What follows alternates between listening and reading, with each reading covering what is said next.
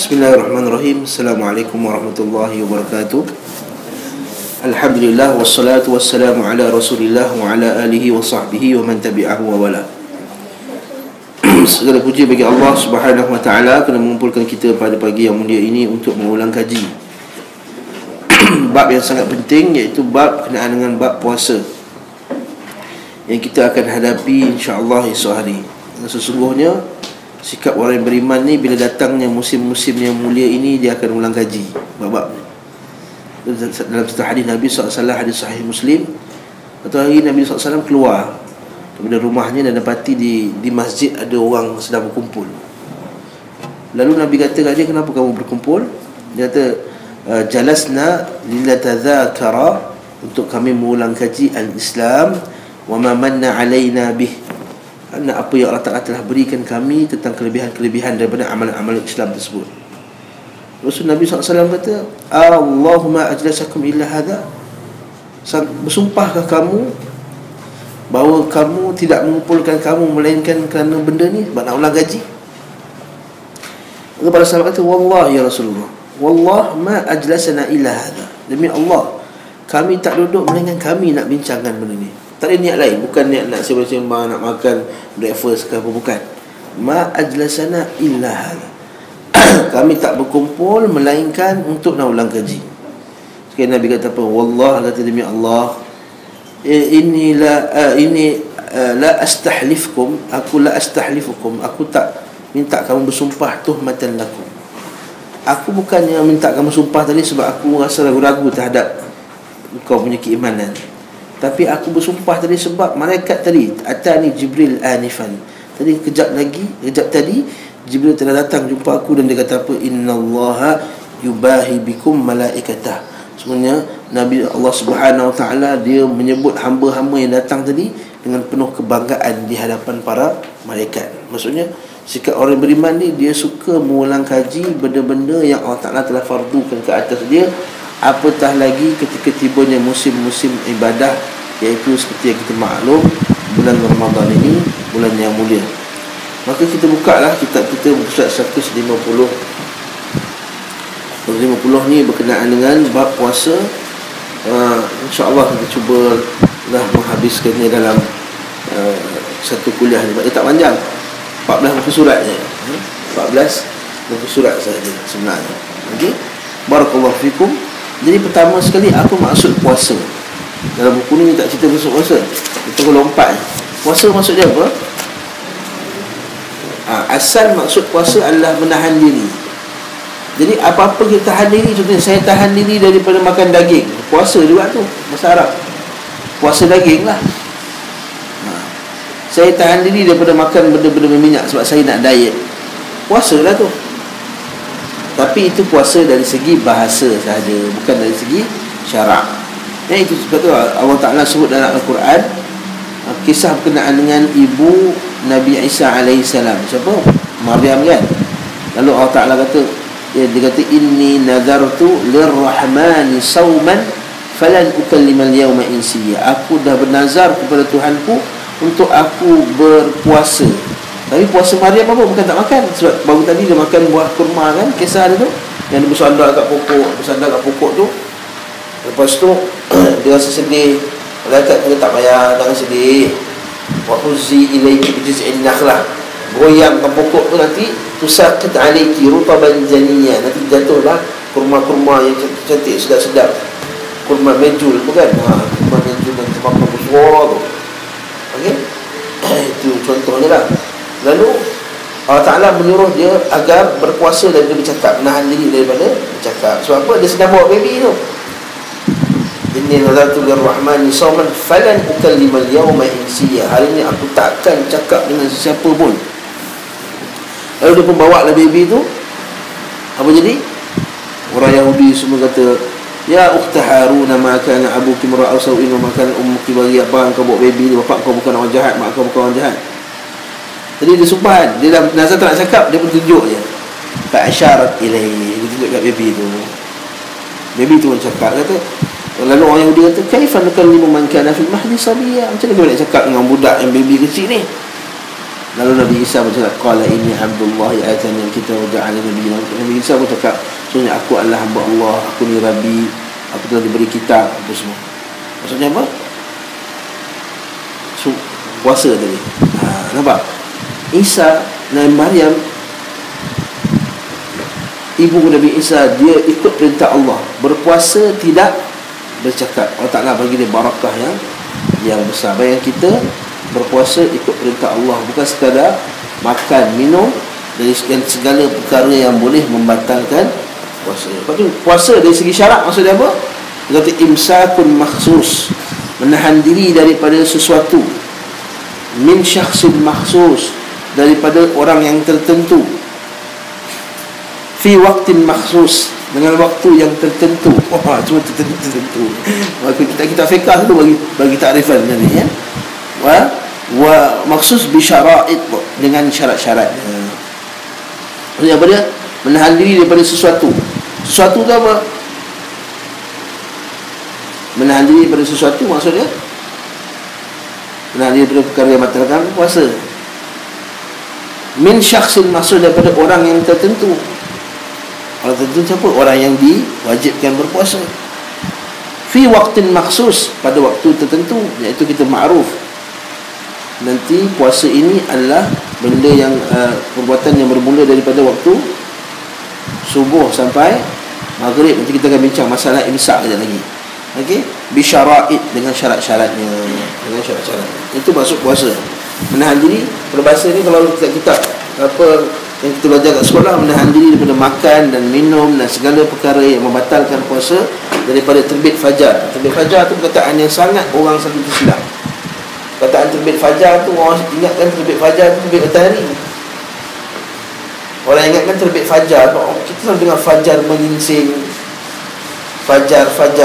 Orang ingat fajar tu matahari. Silap. Terbitnya fajar, terbitnya al-fajrus sadiq, iaitu subuh tu, sehingga tenggelam matahari segala waktu maghrib. Itu takrifan puasa. Okay, ada soalan pada bab takrifan puasa? Saum. Okey. Kemudian dia kata apa? Puasa ini wajib. Syarat wajib puasa. Maksudnya syarat wajib puasa iaitu siapakah orang yang wajib puasa. Okey. Thumma wujubus shaum thabit bil kitab was sunnah. Dalil Islam dan sudah balik. Dalil yang mensyariatkan kewajipan berpuasa secara mutlak adalah firman Allah. Maksudnya dalil yang mutlak, yang umum, maksudnya terkena pada semua orang, tanpa syarat, tanpa balik ke tak balik ke. Nampak ayat tu? Dia kata, wahai orang yang beriman, ya ayyuhalladzina amanu kutiba alaikumusiyam, diwajibkan ke atas kamu berpuasa, kama kutiba alal ladzina min qablikum, seperti mana diwajibkan kepada orang-orang sebelum kamu. Orang sebelum Nabi SAW juga ada puasa wajib, tapi kita ketahui bagaimana keadaan ni. La'allakum tattaqun, semoga kamu semua bertakwa. Ayat ni ialah ayat arahan untuk berpuasa. Kutiba alaikumusiyam, kutiba maksudnya telah diwajibkan ke atas kamu puasa. Tapi kalau kita tengok ayat ini, tak khusus semua orang beriman. Sedangkan dalil menerangkan wajib berpuasa Ramadan. Ayat tadi umum, Ramadan ke tak Ramadan wajib berpuasa saja kan. Namun di sana ada satu lagi ayat yang mengkhususkan lagi, yang diwajibkan itu adalah pada bulan Ramadan. Itu Allah Ta'ala sebut syahrul Ramadan alladhi unzila fihi al-Quran. Memang sudah baca ayat ni kan. Bulan Ramadan itulah bulan yang diturunkan padanya Al-Quran.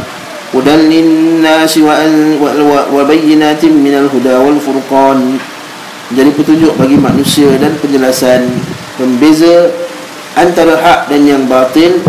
Kerana itu faman syahida minkumus syahra falyasumhu, maka barang siapa di antara kamu hadir di negeri tempat tinggalnya di bulan itu, maka hendaklah ia berpuasa pada bulan tersebut. Ini dalil bahawa waman syahida minkum, siapa menyaksikan bulan itu di negeri kamu, maka berpuasa. Oleh sebab itulah bulan puasa ini disabitkan dengan ar-ru'yah, dengan penglihatan. Tapi zaman moden ni dipakai juga satu lagi kaedah, dipanggil hisab. Hisab dia pakai sebenarnya asal hukumnya puasa ni kita sabitkan masuknya dengan ru'yah, lihat. Pada zaman Nabi SAW, kalau seorang je dah nampak dah anak bulan, orang itu dia percayai. Nabi kata, kamu solat tak? Islam tak? Terus dia terima berita ni. Kita ingat zaman dulu, bukan kita ada jawab orang yang pergi balai cerah, pergi tu atau mungkin apa semua ke. Orang masing-masing menunggu-nunggu tengok anak bulan. Nampak siapa yang nampak, maka dia akan bagi tahu pada pemerintah untuk Nabi SAW. Kenapa dia tanya Islam tu, agama dia okey apa semua, dah dia akan terima berita tersebut. Asal dia pakai ru'yah, dilihat. Lepas tu setengah-setengah para ulama' dia keras dalam masalah ni. Dia kata tak sabit pakai ru'yah juga, tak boleh pakai hisab.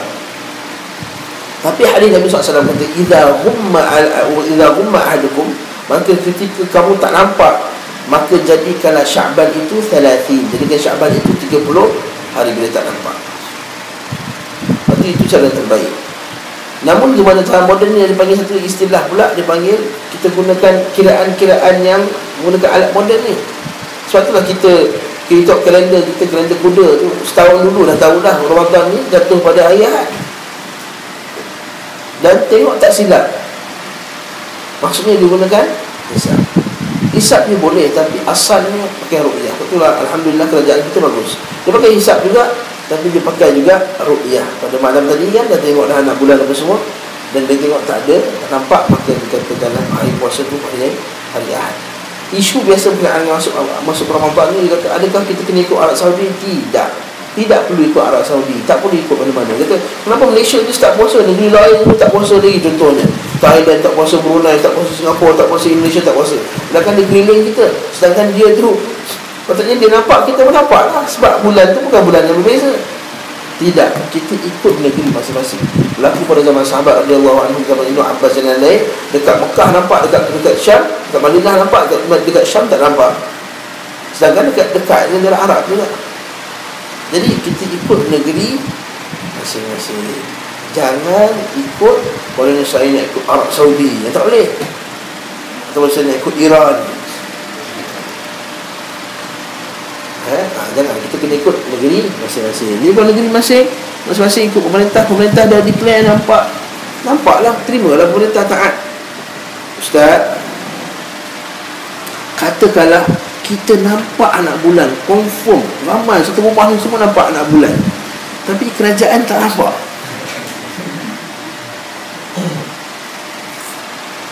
Katakanlah kerajaan tak nampak. Kerajaan tak nampak. Tengok kerajaan kata declare tak nampak. Kita minta telefon dah, Datuk Mufti, kami nampak. Dan semua ni orang warak-warak semua ni, orang ngaji semua. Tak, kami katakan tak nampak juga. Katakan ini situasi. Macam mana aku nak buat? Katakan malam tadi kita nampak, kerajaan tak nampak. Agak sini sebagai ulama kata kita puasa, tapi kita puasa diam-diam. Puasa diam-diam. Maksud kita tak hebohkan. Sebab apa? Dalam kaedah Islam, dia nak menjagakan kemaslahatan umum. Lepas tu dia kata sumu, dia kata ada hadis sahih, berpuasalah kamu ketika mereka semua berpuasa, dan berbukalah kamu ketika mereka semua berbuka. Maksudnya apa? Biar semua sama. Sebab raya dengan puasa ni dia ada jamaah tu. Sebab sembahyang tarawih, melibatkan sembahyang tarawih, melibatkan hari raya.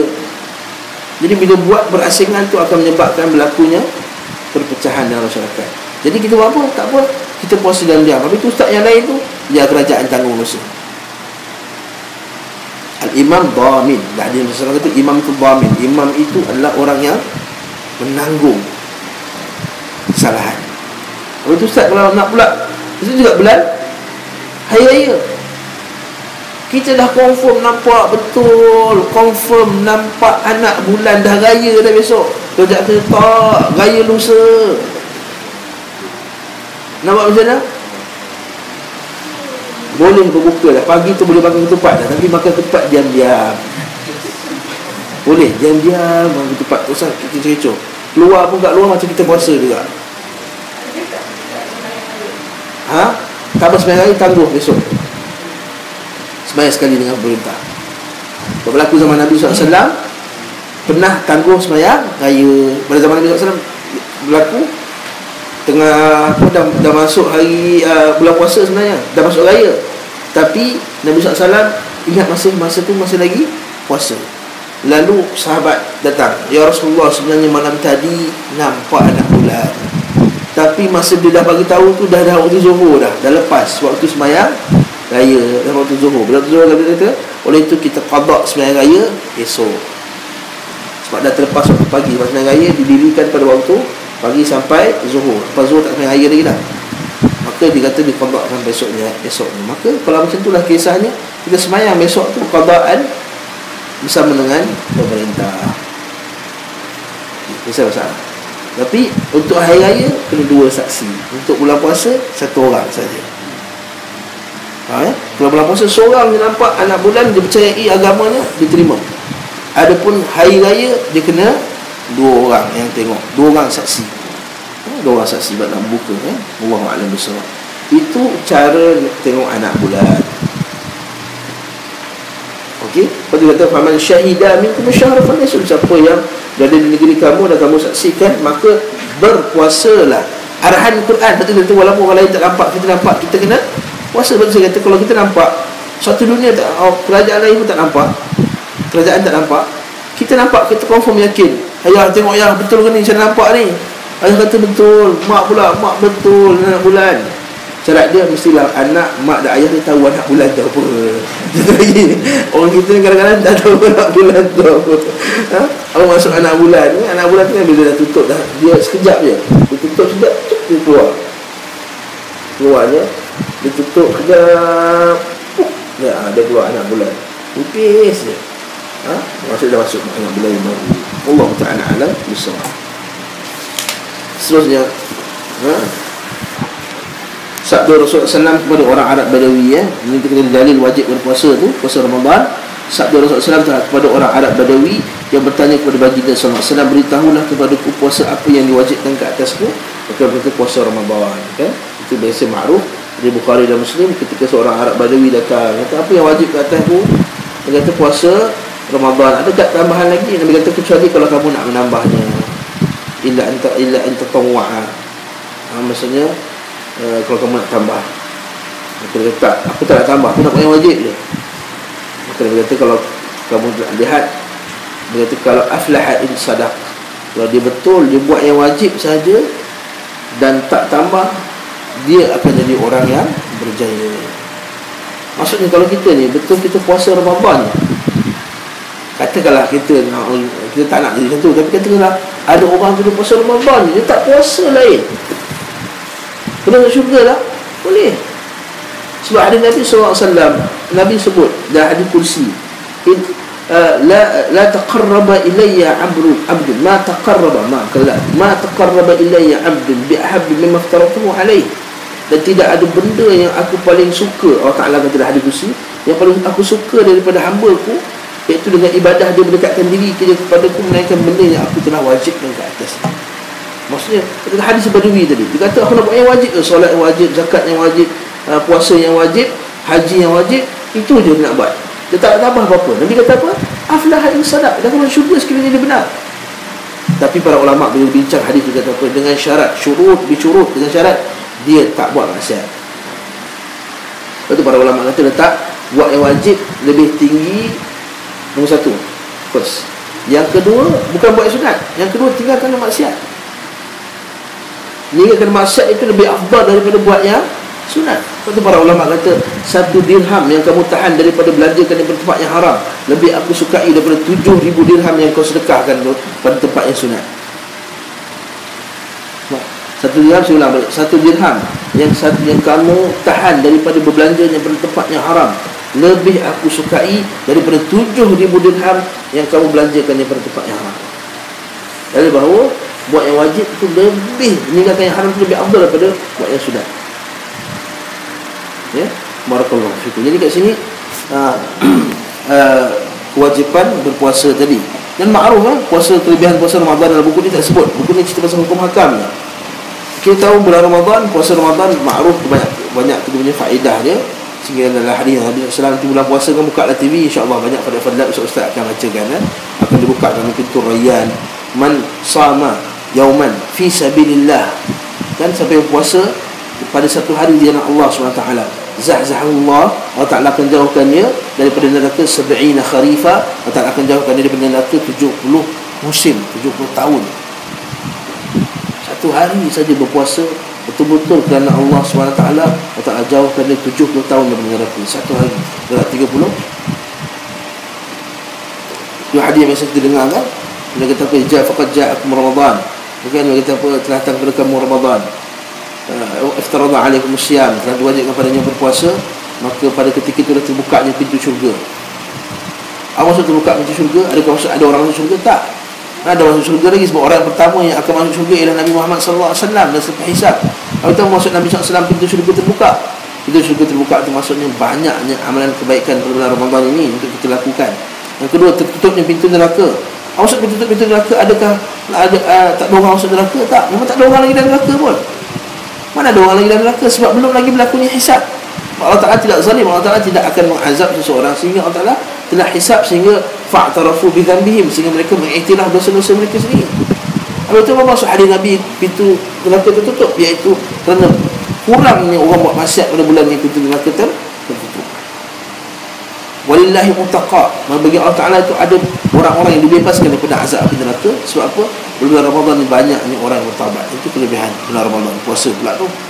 Dan Nabi SAW sebut man sama Ramadan, siapa yang berpuasa dalam bulan Ramadan imanan, dengan penuh keimanan, bukan sebab dah sampai bulan Ramadan aku puasa, wahtisaban, nak harapkan ganjaran daripada Allah Subhanahu Wa Ta'ala, ghufira lahu ma taqaddama min dhanbihi, diampunkan dosa-dosanya yang lalu.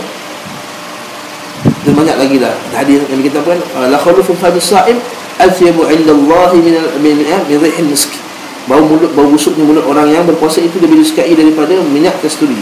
Jadi memang adatnya bagi Allah SWT, apa-apa yang dibuat kerana Allah walaupun busuk tapi Allah Ta'ala suka.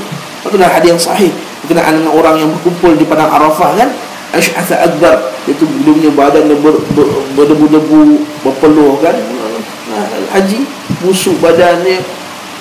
Nabi kata, Allah SWT kata, innallaha tabah bikum, Allah Ta'ala berbangga dengan orang macam ni, walaupun busuk, walaupun sedekih, walaupun, sebab dia buat itu kerana Allah Ta'ala. Itu juga orang yang puasa Ramadan, walaupun mulutnya busuk, tapi Allah Ta'ala sukakan dia buat itu kerana Allah. Jadi apa-apa yang dia buat kerana ibadah kepada Allah, maka diangkat. Yang last sekali berkenaan dengan fadilat puasa, Allah Ta'ala sebut dalam Al-Quran, innama yuwaffas sabiruna ajrahum bighairi hisab.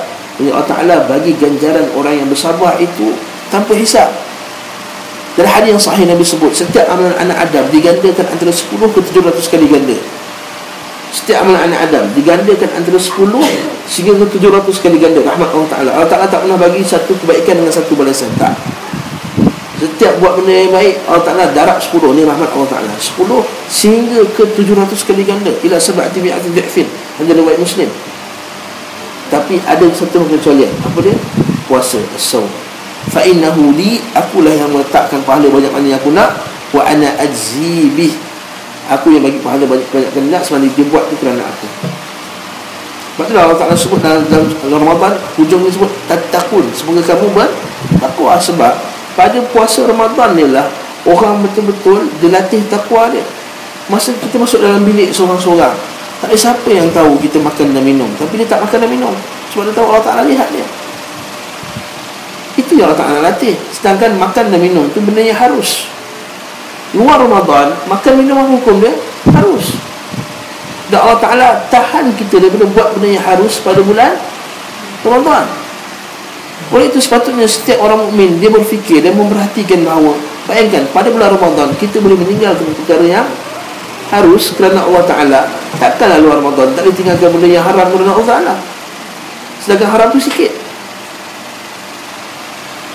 Tapi sebab walaupun haram tu sikit, tapi media telah mensensasikan yang haram, tak? Jadi kita nampak keliling yang haram tu yang banyak. Itu kesian kita pada zaman fitnah. Okey, puasa siapa yang wajib? Pertama, mestilah Islam dan baligh. Ini ma'ruf. Islam dan baligh, berakal. Islam, baligh, berakal. Waktu kalau saya tanya, kalau dulu masa saya sekolah dulu, saya bagi tahu teknik kepada anak-anak. Ada sekolah lagi tak? Satu putih sekolah lagi Sekolah lagi kita, adik kalau tanya soalan apakah syarat wajib Lagi dia tiga jawapan ni. Islam boleh berakal. Confirm betul. Islam boleh berakal. Sebab tak ada hukum berkenaan dengan melainkan dia mesti Islam, mesti balik, mesti berakal. Islam sebab Allah Ta'ala tidak akan menerima melainkan amalan daripada seorang Muslim. Ada satu hamba Allah ni yang sekarang nak pakai tudung lah. Dia bukan Islam lagi, dia pakai tudung, lengkap, kecoh dalam Facebook. Kata dia akan masuk Islam 5 Ramadan. Baguslah, Alhamdulillah. Tapi nak bagi tahu nak ahbab dia, kalau dia tak masuk Islam, faedah-faedah dia pakai tudung tak ada.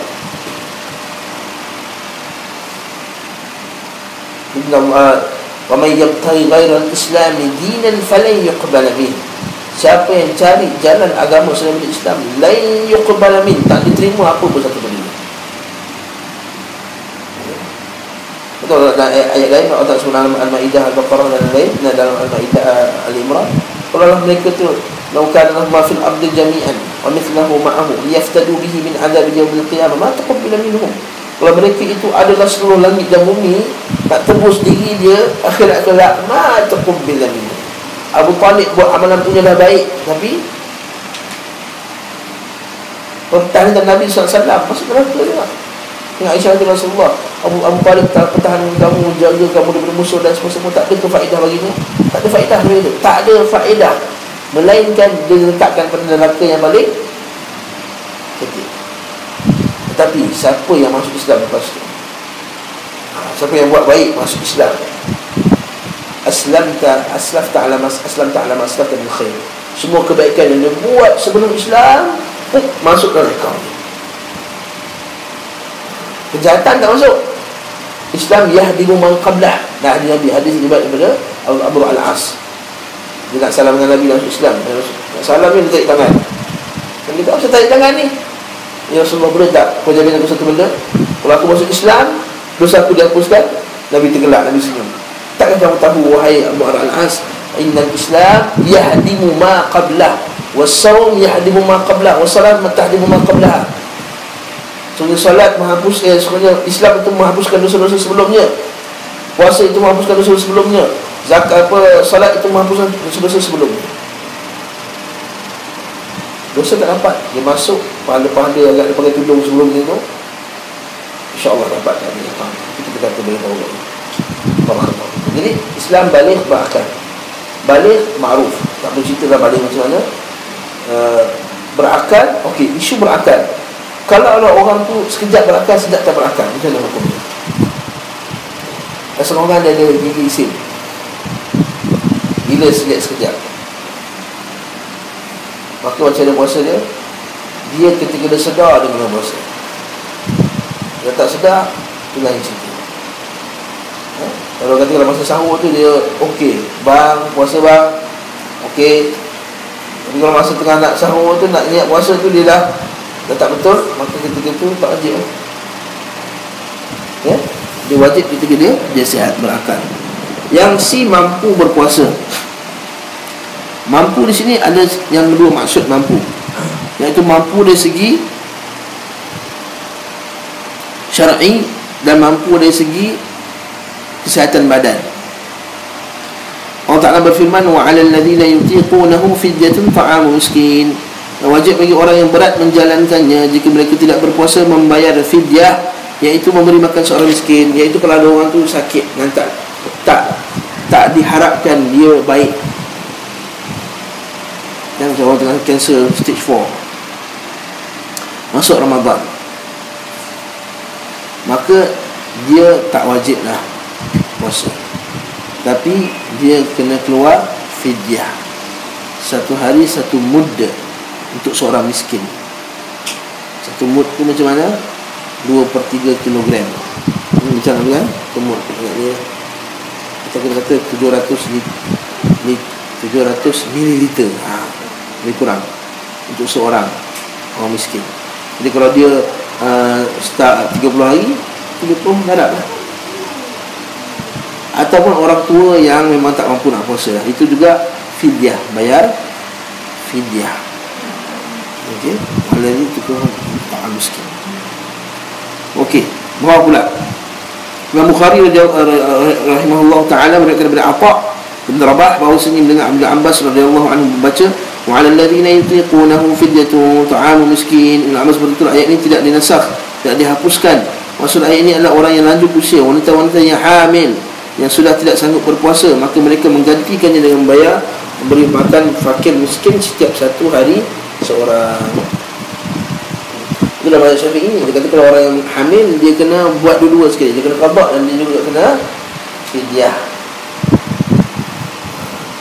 Kalau mazhab lain tak, jadi imam qada sama ada qada saja atau fidyah saja. Mazhab Syafi'i kena buat dua-dua sekali, qada dan fidyah. Rukun puasa. Rukun puasa ada 4. Pertama, niat. Niat dikerjakan sebelum terbit fajar. Puasa fardu kena niat sebelum terbit fajar dan sebelum subuh. Siapa tak niat sebelum subuh tak sah puasanya. Siapa yang lalu harinya kemudian dia kata aku lupa niat malam tadi, maka puasanya tak sah dan dia kena qada. Pada masa yang sama dia kena teruskan juga puasanya. Ini fatwa Syekh bin Baz rahimahullah ta'ala. Kalau tak lupa niat malam tadi, maka siangnya dia kena berpuasa juga, tapi dia kena qada juga sebagai denda. Puasa tu sebagai denda, qada tu sebagai nak menggantikan yang puasa yang telah rosak. Okey, isu niat. Pertama, niat tempatnya di dalam hati, tak perlu kita lafazkan niat. Ini ulama Syafi'i kata apa? Dia kata sebenarnya dalam kitab Kifayatul Akhyar, mahalluha qalbun la yushtaratul nutq, tidak disyaratkan menyebut ke bila khilaf, tanpa khilaf. Wa tajibun niyah li kulli lailah, dan diwajibkan niat pada setiap malam. Isu yang pertama, niat dalam hati, tak perlu terlafazkan. Nawaitu sawma ghadin an adai fardu syahri ramadana hazihi sanati lillahi ta'ala. Itu nak ajar budak-budak, ya. Kita tak payah. Kita niat yang penuh, jazam. Bukannya aku rasa nak puasa lah, itu bukan niat. Aku rasa nak puasa, itu bukan niat. Itu rasa nak puasa, jazam, besok puasa. Contohnya, kalau dia dah bangun sahur, dia dah set jam, dah masak, ketang, panggil kejut orang semua sahur. Sekejap lepas ni, sekejap lagi subuh sekali, dia kata dah subuh, Allah lupa niat. Betul ke? tak kena lah tu. Yang dia buat ria tadi, apa semua masak, apa semua tu tak apa. Dia kejut orang, sekejap lagi nak habis ni, sekejap lagi makan cepat. Tadi Allah lupa baca nawaitu sawma ghadin an adai fardu syahri Ramadan. Maka tak macam tu. Betul Imam Syafi'i kata as-siyam laisa kas-salat, as-salat laisa kas-siyam, la yadkhulu fiha ahadun illa bil-lafdhin. Imam Syafi'i kata solat tu tak macam puasa. Solat, nak masuk solat dia kena lafaz Allahu Akbar baru masuk solat. Puasa tak payah. Maka niat dia dah cukup dah. Okay? Dia dah set jam, dah kata bang besok bujuk saya bang nak sahur. Tanya dia nak sahur nak buat apa, nak breakfast, tak lah bang, mestilah nak puasa besok dah sahur. Itu cerita dia. Apa itu Ustaz, macam mana keadaan boleh terlupa niat tu? Terlupa niat ni biasanya kononnya orang dah musafir. Dia musafir, katakanlah dia pertengahan, katakanlah dah puasa 3 hari, kemudian dia musafir. Masa dia musafir tu, dia tak puasa kan? Dia tak puasa, musafir, orang musafir boleh tak puasa. Lepas tu dia lalu, dia tengah happy-happy, relax sekali, pagi tu dah subuh. Oh, tak ada niat dalam hati, tak ada niat jazam langsung dalam hati dia. Maka ataupun orang yang tak peduli, dia tak peduli pun anak bulan ke tak anak bulan ni, sekali masuk hari Ahad besok, dia pergi besok relax, dia makan. Apa hal kau makan ni? Puasa lah. Puasa dia tak sah. Dia kena puasa, dia kena teruskan puasa hari tu, dan dia kena Allah. Dia kena puasa hari tu, dan dia kena Allah. Dua-dua dia kena Allah. Dia berbeza dengan orang yang dah niat puasa kemudian dia termakan pagi, itu isu lain. Ini orang tak niat, dia makan. Isu yang sama juga berlaku kalau orang yang sahur tersilap. Nanti orang sahur tersilap, rumah dia punya dah bertutup, dia kondo lah semuanya, hotel lah, dia mau makan, uish, pukul 5 makan, buka tingkap, matahari dah keluar, 20 jam dia mati. rupanya jam dia dah mati. Apa jadi kat dia pada hari tu? Puasanya tak sah, tapi dia kena teruskan puasa, beri denda kepada dia, dan dia kena qada. Ini kata Syekh bin Baz rahimahullah ta'ala. Nampak tak? Berbeza dengan orang nak sahur dah betul lah pagi, tapi pagi tu dia tengok, dia buka macam biasa lah, tak sedar. Dah sedap je nasi goreng ni, dia makan. Puasa dah, lupa, orang dia buang. Jangan pakai hadis apa dalam mulut tak habiskan. Tak boleh. Jangan kata dah masuk mulut habiskan dalam mulut, tak, dia kena buang, dia ludah. Itu isu dia, Allah Ta'ala alam bersawab. Jadi niat, itu satu niat, itu isu. Yang kedua, niat mesti tiap-tiap malam. Sebab ini mazhab Syafi'i. Sebab setiap malam tu ibadah mustaqilah. Sebab dia dah buka, dah puasa, kemudian dia berbuka. Dia puasa, dia berbuka. Dia puasa, dia berbuka. Sebab tak boleh kita niat sebulan terus. Sebab kadang-kadang kita musafir, kita sakit, kita apa semua, maka tak boleh niat sebulan. Memang ada pendapat di kalangan sebagian fuqaha kata boleh niat sebulan untuk cover. Tapi pendapat yang terpilih yang lebih selamat, sebab tu kata ni, walau nawai saumun syahrul kullu, kalau dia niat sebulan terus, sahha lahu al-yawm ala al-madhhab, boleh sah juga. Wa yajibu ta'yin an-niyyah fi shaum al-fard, wa kadha yajibu an yanwi lailan. Dia kata dalam pendapat mazhab juga boleh kata puasa sebulan. Tapi kita ambil hadis Nabi kata apa ni? Man lam yubayyitu siyam qabla al-fajri fala siyamalah. Barang siapa yang tidak berniat puasa pada malam hari sebelum terbit fajar, maka puasanya tidak sah. Jadi kita ambil jalan selamat. Jalan selamat apa dia? Kita niat tiap-tiap malam. Niat tiap-tiap malam. Okey, itu nombor satu. Ada apa soalan tak bab berkenaan dengan niat ni? Yes. Lepas niat malam, kita cover dengan niat bulan. Dia kata macam tu lah. Okay. Betul kata wa akmalun niyyah. Betul kata Syekh ni. Kata pensyarah kitab ni lah. Kitab Kifayatul Akhyar ni, mazhab Syafi'i lah. Ayanwi saumun ghad an ada'i fardhu Ramadan. Hadhihi salah lillahi ta'ala. Itu sempurna sesempurnanya. Jadi boleh juga buat siapa nak niat sebulan tu. Tapi saya kata ambil jalan selamat lah. Kita puasa tiap-tiap hari. Tiap hari juga. Betul lah. Nak cover kan. Nak cover. Tapi macam Ustaz kata, kita tak mungkin terlepas. Melainkan kita perlu musafir lah. Sakit. Tapi kita tak bangun sahur. Lupa sahur kan. Tapi kalau kita tak niat, lepas maghrib tu kita tak niat lagi biasanya. Memang. Biasanya kan. Jadi fikir macam mana? Kita tak niat, tapi kita tahu bulan puasa dan kita nak puasa. Ada kira-kira niat. Mana ada kemungkinan kita lupa niat kalau kita tak bubur. Kalau kita ni orang sedar, akal dia sihat, kita tak lupa niat dah. Lepas tarawih kita tahu dah besok nak puasa. Memang kita tahu nak puasa. Dah tahu besok nak puasa dah. Biasanya macam tu dah. Jadi tak perlulah kita nak niat masa buat satu upacara khas untuk meniatkan. Tak perlu. Tak perlu buat satu upacara khas. Yang puasa. Tapi baguslah imam dia ingatkan niat puasa tu, baguslah sebenarnya. Macam saya macam tu juga, lepas tarawih je, lepas witir je niat puasa. Bagus juga tu, tak ingatkan orang. Tapi tak semestinya kena upacara khas untuk niat puasa. Soalnya bila kita ada sedar bahawa besok tu kita puasa, kalau pula di bulan Ramadan, memang dia kata puasa niat dah penuh dah. Lepas tu kata, tapi kata para syekh ni, kata syekh ni Abdul Al-Hasni kata apa? Kata yang paling sempurna kita betul-betul kita set, kita sok puasa. Sempurna. Bulan puasa tu boleh pakai guna pada orang-orang yang macam perempuan yang itu. Sebab itulah sebagai ulama dia kurang minat berkait dengan niat puasa sebulan ni. Sebab apa? Sebab kalau pembentuk haid dia stop, niat yang sebulan tu terbatal. Dia kena start balik yang baru. Jadi sama juga macam kita niat setiap hari sebenarnya. Niat setiap hari sebenarnya. Allah Ta'ala alam besar. Jadi kita ambil jalan selamat lah. Kita niat setiap hari. Tapi jangan risau masalah niat ni. Apabila kita ada hati yang jazam yang penuh, besok kita nak puasa, maka kita nak Allah Ta'ala, maka niat lah tu.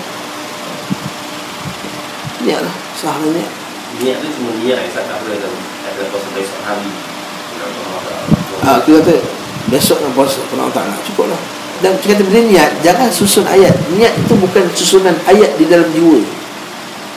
Orang kita bila sebut niat, dia ingatkan susun ayat sahaja apa. Dia macam dalam TV kan bawah tu bergerak kan ni, dia ingat macam tu gitu. Bukan. Dia niat dia masuk nak puasa, dia nampak macam tu. Tapi mesti dia buat malam-malam lah, bukannya siang. Dia sekarang besok pun nak puasa, tak ada diri. Malam kan? Kalau cara istilah pun esok, sebab tu malam tu dah masuk hari tu dah kan? Tapi tak, sebab ada kata waman lam yubayyitin qabla al-fajr. Sebab dalam Islam hari itu dimulai daripada maghrib. Maksudnya kita nak aku puasa hari ni lah. Puasa hari ni. Bukan esok. Esok itu esok tu. Okey, dalam Islam pula esok tu ialah lepas terbit fajar. Ghad. Dan hari itu hari yang sama. Ghad tu boleh maksudnya ialah esok selepas terbitnya fajar tu. Sebab kita telah dibiasakan dengan istilah barat. Esok tu maksudnya selepas 24 jam. Esok. Sebenarnya malam tu lepas subuh tu kita kata esok. Orang Melayu kita lama pakai istilah ni, tak confuse pun. Malam Jumaat, besok puasa. Ustaz bukan Jumaat. Malam tu Jumaat punya malam, tapi esok ialah esok. Jadi Ustaz nak pakai istilah apa? Esok itu esok, hari seterusnya, al-yaumul yali. Ini maksudnya. Wallahu a'lam lah. Kalau faham maksud saya ni. Tak faham?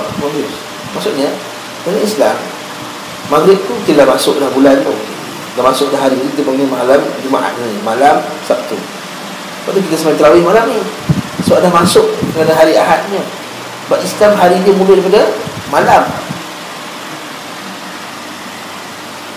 Macam malam. Kita kata siapa yang baca Al-Kahfi pada malam Jumaat, pada hari Jumaat, hari Jumaat tu start pada malam sampai maghrib tu. Tetapi juga agak dia pakai istilah ghad itu besok tu adalah ketika siang. Siang. Lepas tu orang Melayu disebut dia kata malam besok. Kalau disebut besok je hari siang. Tapi kalau malam esok. Nampak tak? Malam esok. Wallahu a'lam bissawab. Itu istilah aja lah. Jangan gaduh banyak istilah ni lah. Yang kita Allah Ta'ala faham. Kalau kita sebut nawaitu sama ghadin, maksudnya esok lepas subuh lah maksudnya. Allah Ta'ala tahu maksud kita. Lepas tu kita kata lafaz tu walaupun berbeza, lafaz walaupun berbeza, mulut kita keluar lafaz lain, tapi hati kita niat macam tu, puasa tu dapat. Nanti kita solat lah, Salli farda asri arba'a. Dia sebenarnya zuhur ni, dia sebenarnya zuhur, tapi lafaz tu terkeluar asar. Salli farda asri arba'a raka'atin ada'an lillahi ta'ala. Dalam hati dia sebenarnya dia kata zuhur, mulut terkeluar asar. Sah tak semayang? Sah. Wallahu a'lam bissawab. Ini rukun yang pertama ni. InsyaAllah lah kalau dia malam tu dia sembahyang tarawih, dia sedar besok apa nak berlaku, kita niat insyaAllah. Niat muntazam. Yang kedua, menahan diri dari makan dan minum ma'ruf.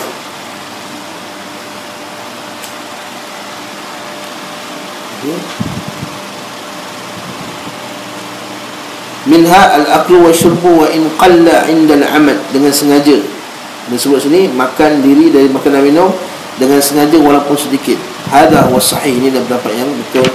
Dia kata al-dhabit annahu yuftir bi kulli 'ain wa salat min al-zahir ila al-batin fi manfath maftuh an qasdin ma'a dhikri sawm. Maksudnya apa saja yang sampai juga, makan dan minum apa saja yang menyampaikan gizi ke dalam badan kita, maka itu batalkan puasa. Sebab itulah kalau orang kata tak boleh makan dan minum tapi dimasukkan susu, dimasukkan air, batal juga puasa ni. Macam orang kemoterapi, Kemo tu mula-mula masukkan ubat kemo. Pak ayah saya tu kanser. Mula-mula dia masukkan ubat kemoterapi tu. Kemoterapi tu macam air tu dia, macam drip tu. Kalau siapa tak tahu kan, kemo tu bukan tembak lampu kau kan. Kemo tu macam air drip tu je. Air telah dimasukkan bahan kemoterapi tu. Dia tahan masuk air pupuk. Lepas dah kemo tu, dia akan masukkan air kosong pula. Air biasa. Tu flash. Tak apa istilahnya bagi flash tu. Masukkan. Masuk air tu tak boleh. Masuk ubat tu ni boleh. Masuk ubat melalui cocok badan tak batalkan puasa. Insulin ke apa benda ke apa saja ubat tak batalkan puasa. Tapi masukkan gizi, susu, air. Macam setengah orang pula dia masukkan, selalu dia panggil susu kan, TPN tu, yang setengah orang tu dia masukkan susu, batal juga puasa. Apa saja masukkan gizi ke dalam badan. Lepas tu Nabi SAW dia tak kasih kita sedut air kuat, takut air tu masuk. Kalau dia kata istinsyak yang macam tu kan, masuk air dalam hidung, wa balighu fil istinsyak, bersungguh-sungguhlah kamu ketika sedut air, illa takuna sa'im, yang kamu puasa. Jadi apa saja rongga yang terbuka yang boleh masukkan air, maka dibatalkan puasa. Masukkan dalam badan air, makanan. Korek hidung batal puasa tak? Isu FAQ, frequently asked question. Korek hidung batal lah. Okey, korek hidung dalam-dalam tak. Kalau korek hidung luar-luar tak ada khilaf maknanya tak batal. Korek hidung ni betul tak? Okay.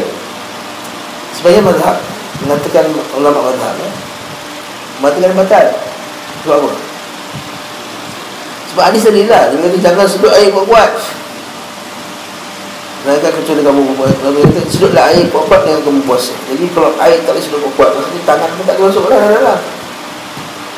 Tapi ulama lain berpertikai kalau kita, dia kata yang masukkan tu sedut kuat-kuat, yang sedut tu air, bukan jari. Air boleh memberikan kesegaran dalam badan, menghilangkan rasa haus. Jari tak menghilangkan rasa haus, tak menambah zat pun apa pun, jadi tak batal. Jadi as-sahih, pendapat yang lebih sahih dalam masalah ni, dia tidaklah membatalkan. Tapi siapa nak pegang boleh batal, pegang lah. Itu yang orang lain buruk tu, buka puasa, tulis hidung, tak ada makanan, dia dalam kereta, macam nak batalkan puasa, macam nak batalkan puasa ni, macam nak buka macam mana, tulis hidung. Itu dah yang buruk. Kau dengar confirm tak batal. Kau dengar confirm tak batal. Ada lebih ekstrim lagi, ekstrim berkenaan dengan rongga ni, siapa kentut dalam air pun batal. Sebab dia guna kaedah fizik. Bila kita kentut, nanti ada ruang air dalam, terbuka air masuk. Ini juga tak seperti yang disebutkan, tak batal. Kentut air tak batal. Dia masukkan, dia masukkan air sesuatu. Sebab apa? Apa dalil kata tak batal? Kalau kita kata kita belum puasa, rasa makanan pun boleh, lalu dah balik. Daripada tabi'in banyak, sahabat daripada riwayat daripada tabi'in, rasa makanan masuk dalam mana, tu ludah balik. Kalau makanan yang ada rasa tu pun tak batal kalau masuk dalam mulut, apatah lagi ini luar. Kita bukan kita sampai dalam, kita sampai tiap falopio tu. Falopio yang mana? Apa namanya? Falopio tu lain. Apa tu? Yang dalam tu dekat genang, tak sentuh genang, luar ada sebenarnya tangan kita ni, boleh kuat pun. Barakallahu fikum. Tak. Itu maksudnya tak sampai macam tu sekali. Okey? Allah Taala alam besar.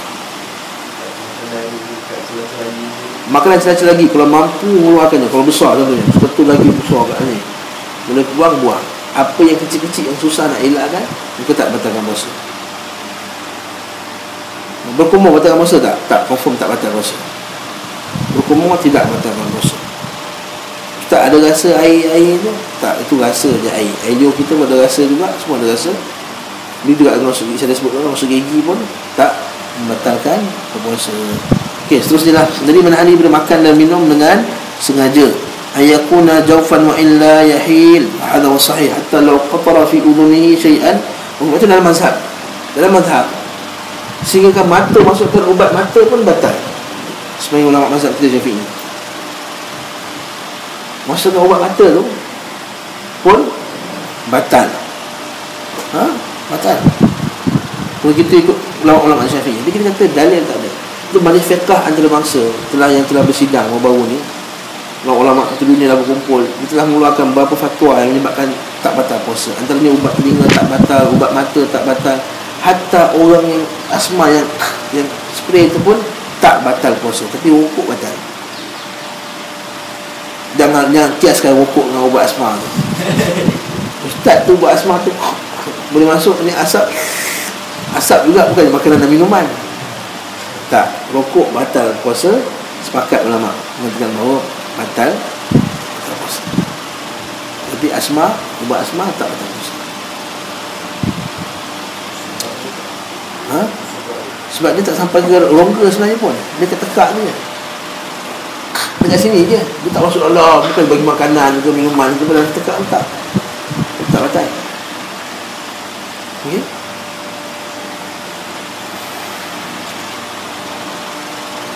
Wa bitila'ir riq la yuftir. Yang tu lagi point berkenaan dengan makan dan minum.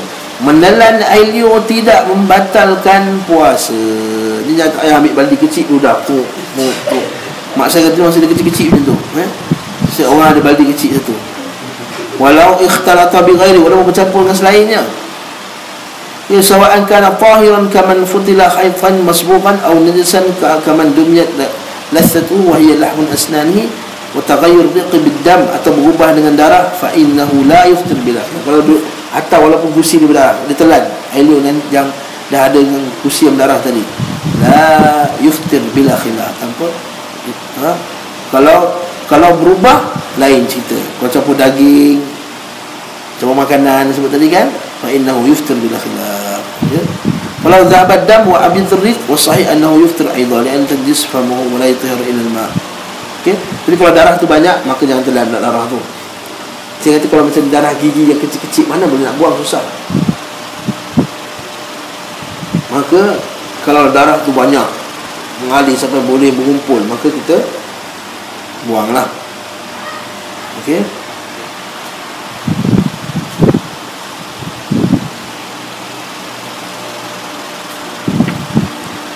Okey, macam mana pula dalam kitab fiqh bincang masalah tu? Kalau kahak dia terkeluar dah kat sini, kahak yang besar. Dia kata kalau sangkut kat sini, kalau mampu keluarkan, kalau tak mampu tak telan. Jadi kalau terkeluar, buang je lah, ludah dia tak telan kahak tu. Okey.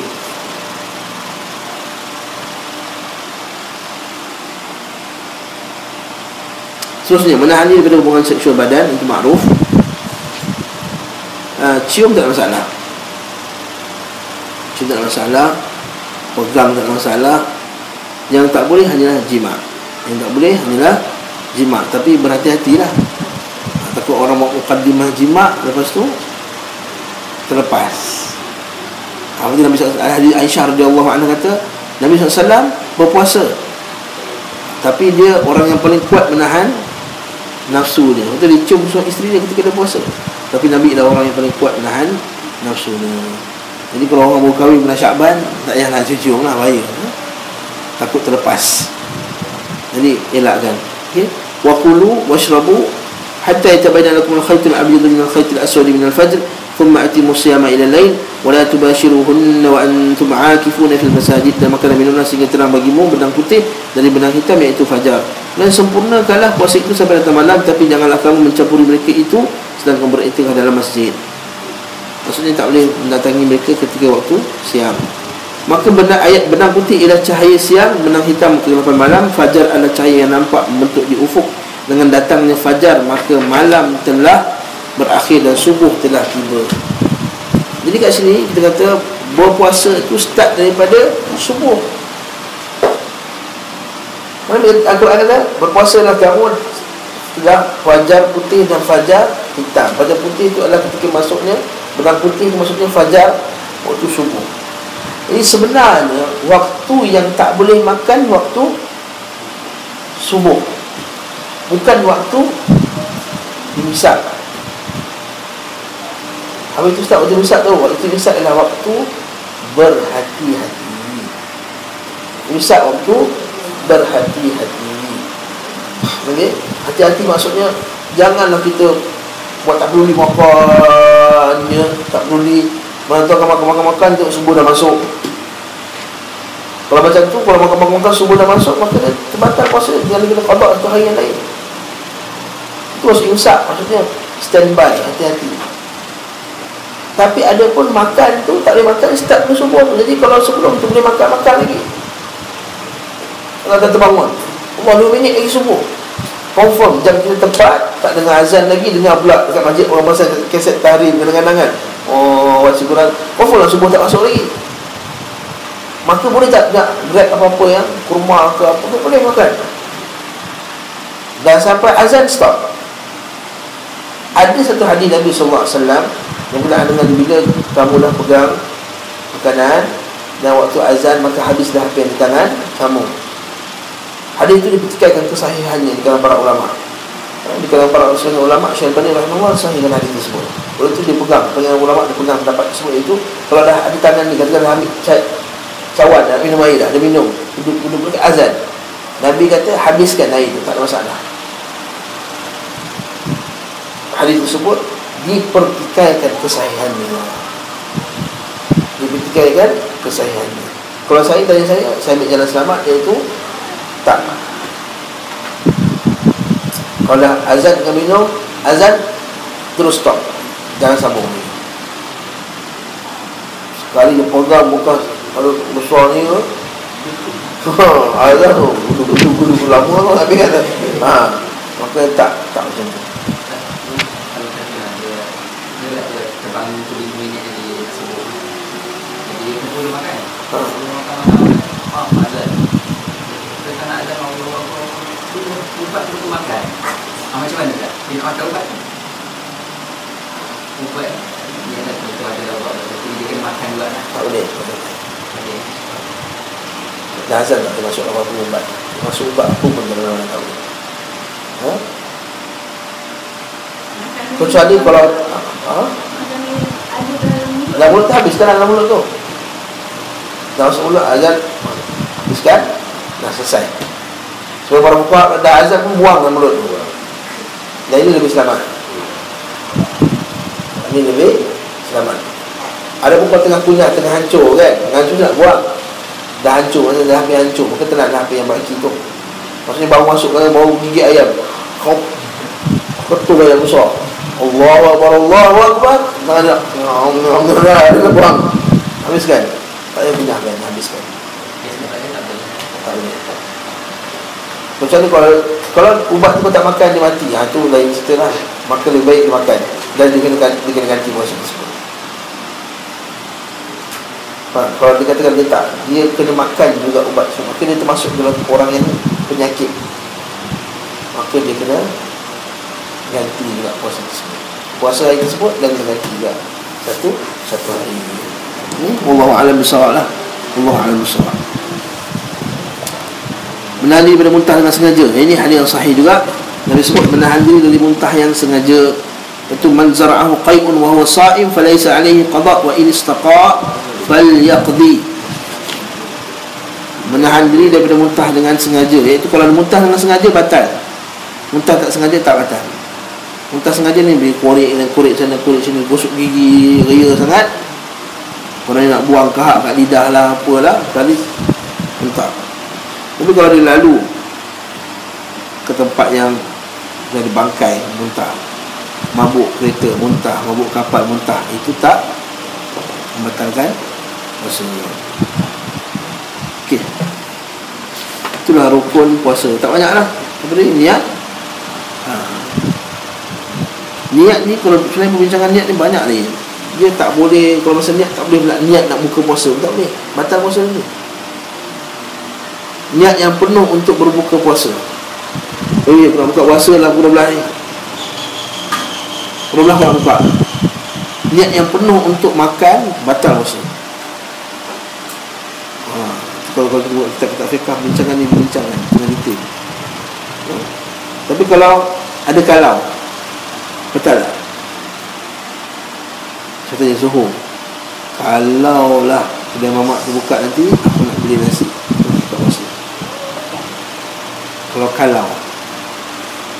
Kalau ada taklik macam tu, maka tak batal. Kalau kita tengok tak ada. Tapi kalau ada, batal. Walaupun tak makan lagi, sebab niat yang penuh untuk berbuka puasa membatalkan juga puasa. Itu masalah niat. Masalah niat. Kalau dia ingat cuaca dia tak tahan, dia puasa dia.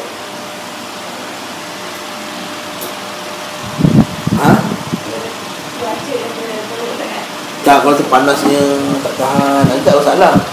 Dia cakap rasa nak itu. Kadang dia cakap rasa nak itu. Dia batal tak? Rasa macam kita tak tahan. Lepas tu kata apa? Walau nawa al-khuruj an-nisyam. Kalau niat nak keluar dari puasa, tak keluar, la yubtil ala sahih, tak batal puasa ala sahih. Pada kata ini perbincangan dengan ulama lah. Ada yang kata keluar, salah. Ada sebagian ulama dia masalahnya niat dia terlampau detail. Dia kata siapa niat pun akan terkeluar daripada. Cuma saya bawakan tadi supaya kita berhati-hati, supaya tak buat macam itulah. Walaupun ada dua pendapat masalah ni. Dia kata ala sahih, pendapat yang lebih sahih dalam mazhab. Maksudnya bila ala sahih maksud dua pendapat yang satu lemah dan satu kuat dalam mazhab, dan pendapat lebih kuat as-sahih mengatakan bahawa puasa tu tak batal walaupun niat nak buka. Walaupun niat nak buka. Kalau kita kata pun walau nawa al-khuruj min as-sawm, walaupun niat nak keluar dari puasa, la yubtil ala sahih. Okey, membatalkan puasa pula.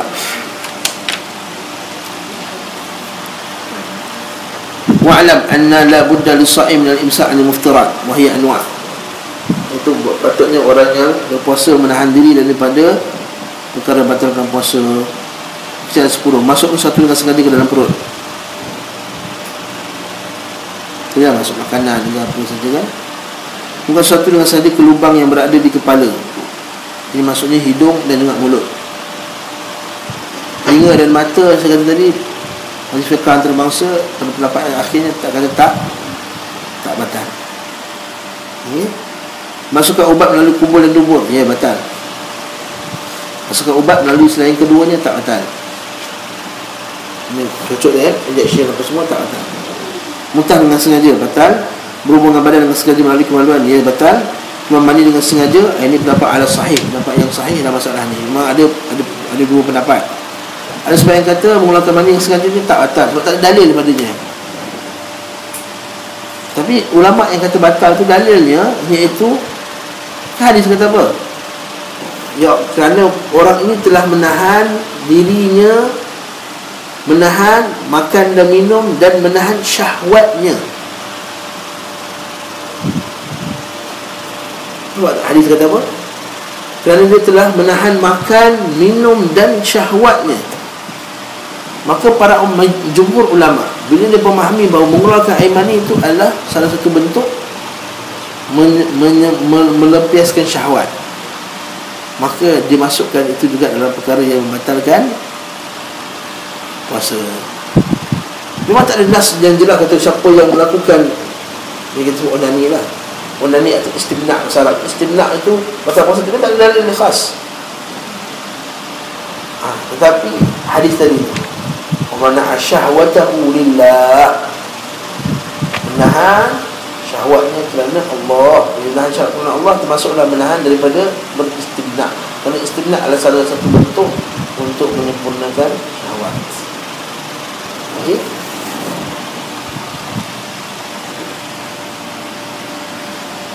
Haid ma'ruf, nifas ma'ruf, gila ma'ruf, murtad ma'ruf lah. Jadi kalau gila walaupun sebentar waktu siang, puasanya batal. Soalan tak? Yes. Aku buat puasa ya? Tahun ni tak bayar puasa, tak bayar tahun ni. Kalau buat ke depan jadi double.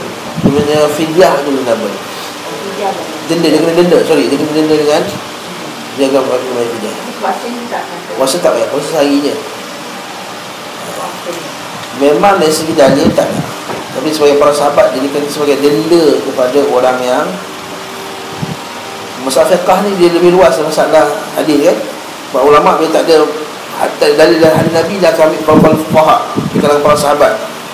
sebagai hujah untuk berhukum. Maksudnya antaranya orang tanya apa dalil ustaz perempuan yang tak bayar ni kena fidyah. Memang tak ada dalil, tapi itu adalah sebagai fatwa daripada para sahabat sebagai bentuk untuk menghukum. Ini disebut oleh Syekh Jibril, oleh Syekh Utsaimin rahimahullah ta'ala, salah satu bentuk hukuman kepada dia telah diletak. Waktu itu bila ditanya soalan macam ni, Syekh akan jawab pertama, perempuan itu kena ketahui, wanita itu kena ketahui bahawa dia telah berdosa kepada Allah SWT, sebab dia kena qada pada tahun itu juga sebenarnya. Yang kedua, benar ada bertaubat. Yang ketiga, dia kena gantikan juga bakinya. Dan yang keempat, dia kena bayar denda satu hari dengan satu cupak tadi. Jadi kalau dia bawa lagi 1 tahun lagi, 2 cupak, tapi hari itu tetap satu. Wallahu ta'ala alam bissawab.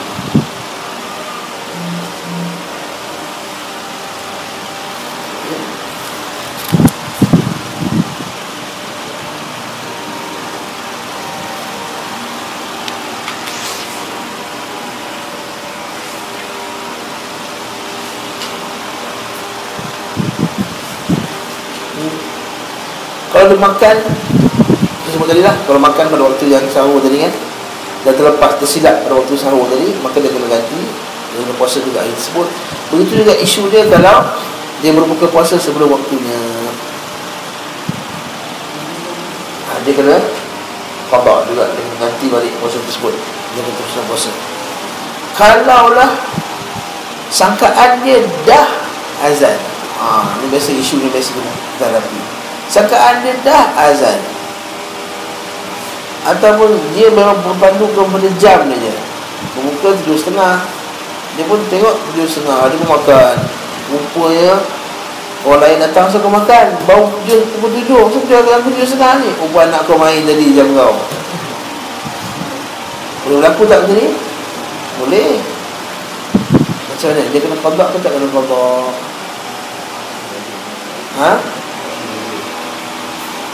Katakan Syekh sendiri kata jaza lahu al-akru ala sahih, boleh. Waqala Ustaz Ibnu Abu Ishaq Asyirazi la yajuz. Ibnu Ishaq Asyirazi ashabul majmu', kitab majmu' kan, kitab muhadzab tu, la yajuz bi qudratihi ala al-yaqin bis sabab. Patutnya dia kena yakin. Wal ahwat bis-sha'im an la yaqul hatta yataqayyana ghurub asy-syams, sehingga dah tenggelam matahari. Tapi sebab kita ni, kita istilah tenggelam matahari tu pun, kita orang modern sekarang ni bukan peduli sangat. Dia tahu jam je, yang jam 7.30 je. Dia tak ngerti nak tengok tenggelam matahari tak tenggelam matahari kan. Wallahu ta'ala alam. Wal ahwat, hati-hati, qada lah. Kalau hati-hati, qada lah kerana dia ada masa tersebut.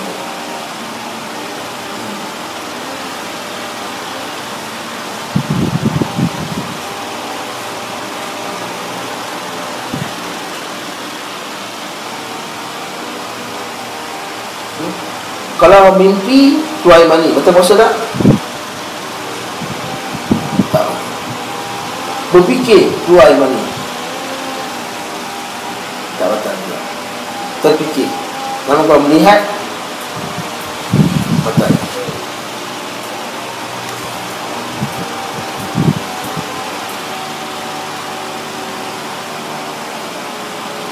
Kalau pingsan sekejap pada waktu siang, batal tak maksudnya? Innahu in afaqa fi lahbatin minan nahar sahha. Kata Syekh ni sahha, tapi kalau dia pingsan yajibu alaihi qada, dia kena qada juga, batal lah maksudnya. Okay? Bagi tak ulama Syafi'i sendiri, ulama Syafi'i sendiri pun ada khilaf. Tulis kitab ni dia kata tak batal. Dia kata apa? Inna in afaqa fil la'ba min an-nahar sah wa illa fala walau nama. Tapi bawah tu dia letak kaki, dia kata al-mughma alaihi idza afaqa yajibu alaihi qada'u as-sawm duna salat. Wa kadzalika sukran ghairu muta'ammidi bi sukrihi. Itu juga dengan orang yang mabuk. Betul kata Ibnu Hajar Al-Asqalani, al-ighma' wa mithlu sukan mubtil idza ta'adda bihima walau lahdah aw amman jami' an-nahar. Itu juga kalau dia pengsan pada hari. Kalau pengsan sekejap batal, pada hari lagi dah batal. Kalau tidur Kalau pingsan dia sendiri tak ada saksi, dia sedar. mana betul tak soalan? Tak sedar dia pengsan. Saya tak pernah pengsan, alhamdulillah. Kalau pengsan tak sedar. Sedar dengan tidur. Ingat dia tidur. Kalau kita sawan, Asawan confirm lah, batal. Dia kalau ada saksi, kalau dia sendiri dia tak sedar. Dia tak sedar. Dia pingsan, dia tak sedar. Saya cek dulu. Allah Alam, soalan dulu.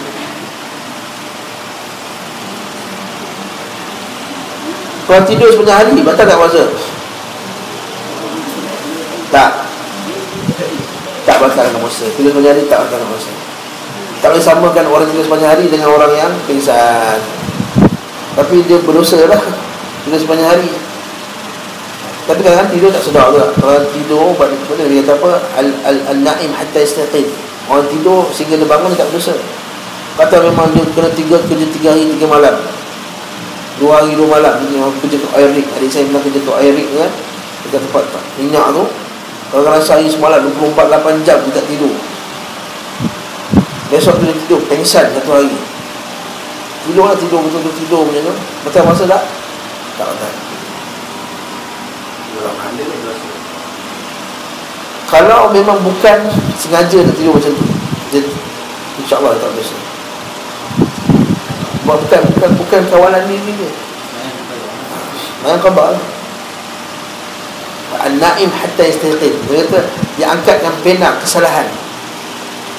Orang yang dipaksa, orang yang tidur sehingga dia bangun. Dan yang ketiga, orang yang belum balik. Maka situ dia tidur, maka dia padanya tak berdosa kalau dia tidur bukan dengan sengaja. Jadi kalau orang sengaja tidur, dia tidur lambat sampai subuh baru tidur kan, malam tu orang siang tu subuh dia langgar, zuhur dia langgar, asar dia langgar. Ada setengah orang yang kuat tidur ni. Kalau masuk mesti ada seorang kawan macam tu parai ya. Yang kaki tidur ke tak? Yang kaki yang boleh tidur sampai 1 hari boleh tidur. Yang ni berdosa kalau dia tidur sehingga melanggar dia punya kewajipan-kewajipan lain. Jadi tidur, tapi dia solat lain asal dia bangun solat tidur je. Itu okey. Kalau dia bangun solat, bangun tak solat saja. Dia tak berdosa tapi kuranglah pahala dia. Merugikan hari dia dengan ibadah lah. Patutnya Ramadan ialah hari yang beribadah, dia zikir, solat, baca Quran, dia buat baik, amal baik, nahi munkar, ta'lu, banyak benda yang boleh buat. Tapi kalau memang betul dia penat, nak macam mana? Betul dia yang kerja teruk ni dalam Ramadan kan? Dia kerja teruk dalam dia hari tu siang tu tidur dia macam setengah orang dia menjaga bazar Ramadan apa semua malam-malam sampai subuh, nak pula malam siang tu tidur, rugi lah. Dia rugi akan kebaikan yang banyak. Kalau dia kerja shift contohnya, orang kerja shift tidur siang, nurse, doktor, memang itu waktu tidur dia, maka tak bersalah. Kita tak boleh kata dia bersalah sebab dia tidur, sebab malam tadi dia kerja. Okey, wallahu taala alam bisawab. Wallahu alam bisawab. Kita lihat sekejap lah. Sallallahu alaihi wasallam.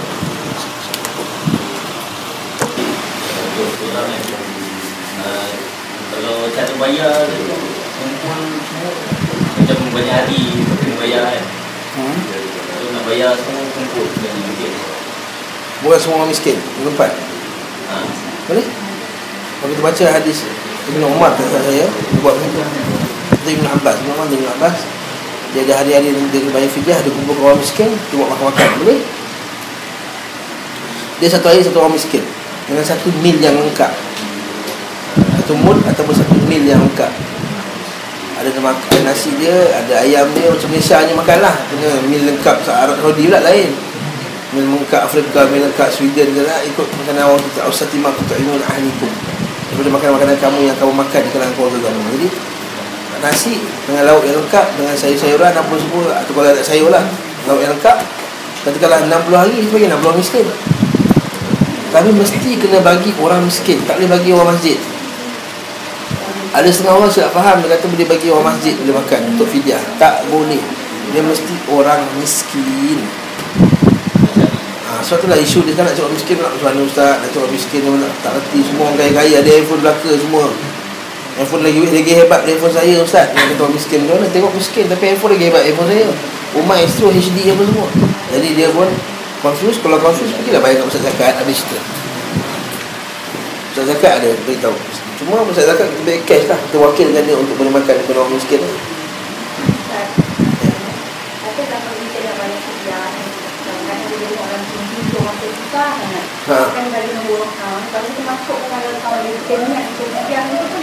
Okey, fidyah mesti bagi makan, tak ada bagi cash.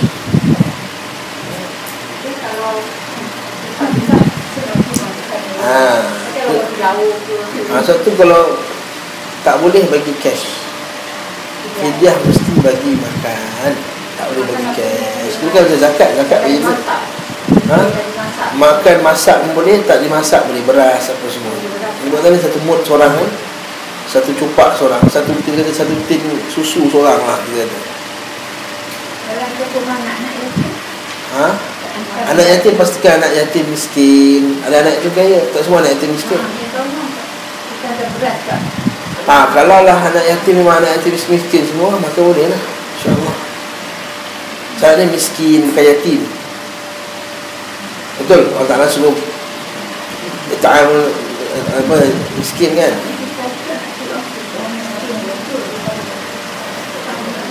Itu susah. Itu bila zaman sekarang Indonesia negeri yang maju, yang kan, nak susah nak cari orang miskin, maka kita wakilkanlah kepada pusat zakat. Itu cerita. Kita mewakilkan dia untuk dia bagi makan. Kita kata ini fidyah.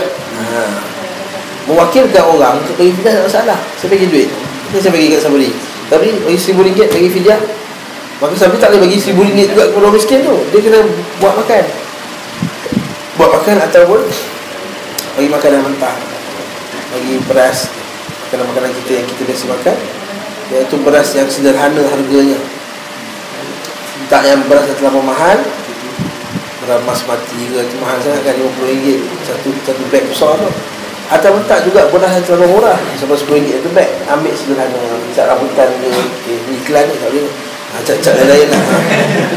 Tapi ada tak boleh bagi nasi je, nasi je dia nak makan. Kalau ada lauk ni. Lepas tu kalau kita bagi makanan yang dah masak, kita bagus ni bagi dengan lauk je sekali. Dia buat oleh Ibn Abbas dengan Ibn Umar tu, atau Ibn Umar tu. Maka dia masak makanan dengan lauk ni sekali, maka dia panggil 60 orang miskin ke 30 orang miskin untuk makan. Itu bagus, boleh juga. Tapi kalau nak bagi, jangan bagi, kalau bagi yang masak, jangan bagi nasi kosong. Kalau bagi beras je lah.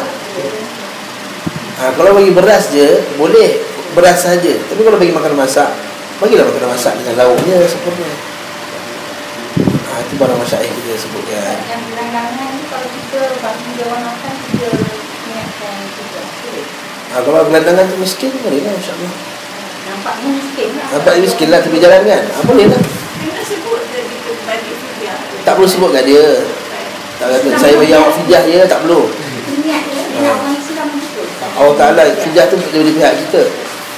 Yang sampai kat dia, tak kisah apa dah sampai pun. Yang penting dia tu niat fidyah. Dia zakat lah. Dia nak terima tu mesti orang Islam juga. Fidyah. Kalau boleh Islam, memang Islam. Tuqaf min aghniyaikum ila fuqara'ihim, min aghniya'ihim ila fuqara'ihim.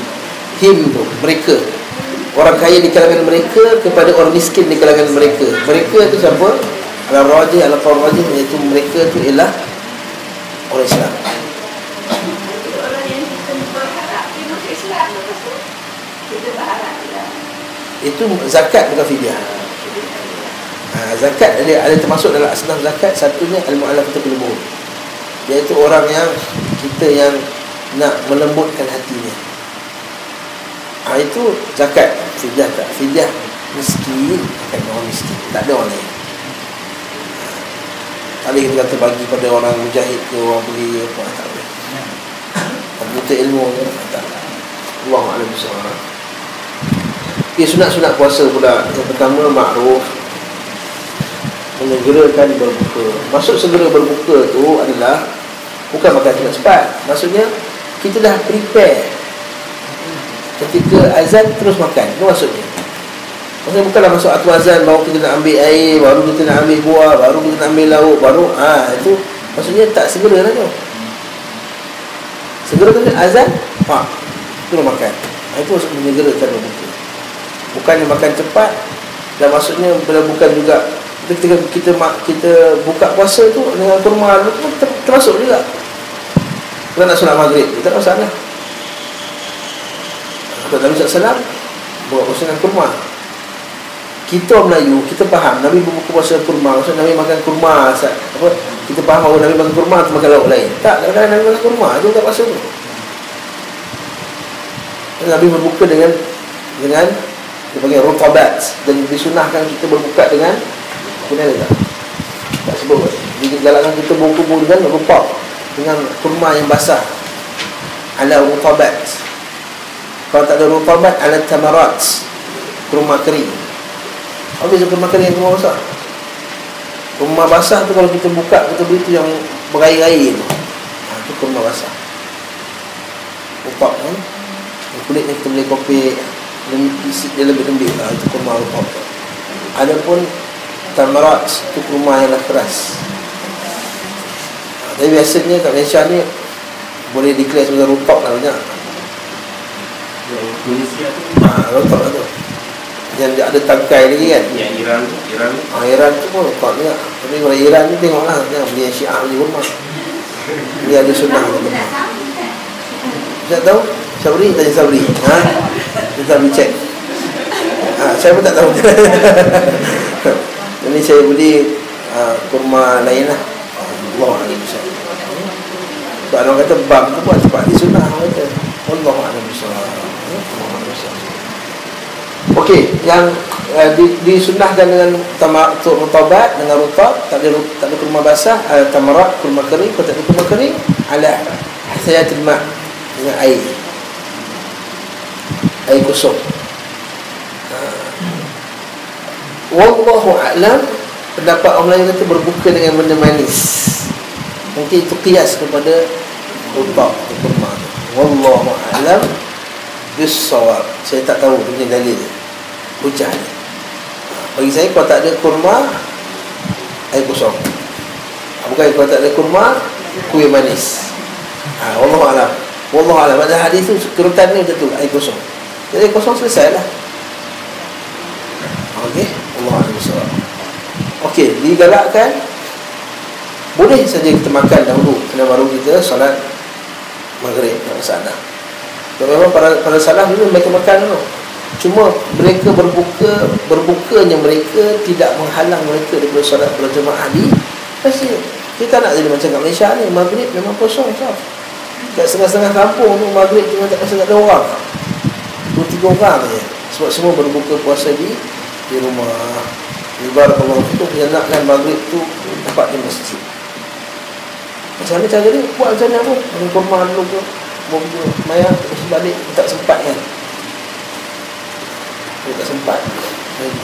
Jadi itu maksudnya menyegerakan berbuka. Kita la yazalun nas bi khairin ma ajjalul fitrah. Yang lebih utama adalah membuka dengan beberapa biji kurma dan beberapa tiga air dalam menggunakan solat maghrib. Baru setelah itu menyantap makanan yang hidang kat situ yang kita nak pilih. Nampak? Ibn Hibban berkata dengan sanad sahih bahawa beliau SAW berpuasa bila tidak solat maghrib sebelum menyantap beberapa biji kurma, rutab atau air. Abdullah sedang musim dingin, bagaimana tidak solat sebelum kami menghidangnya kurma kering atau air. Maksudnya solat tidak menghalang. Berbuka puasa itu tidak menghalang daripada solat berjemaah. Bayangkan kalau di buffet lagi lah. Kita merancang hari ni untuk makan ni buat ni apa dari segi kita merancang di pasar malam apa beli merancang makanan.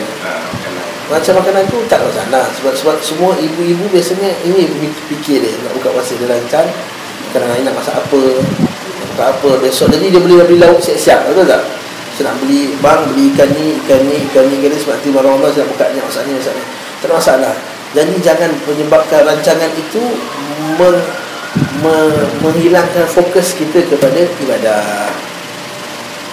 Merancang tu tak ada masalah. Sebab Islam mensuruh kita rancang. Dengan rancang kita akan buat benda lagi smooth, dan lebih cepat dan menjimatkan masa.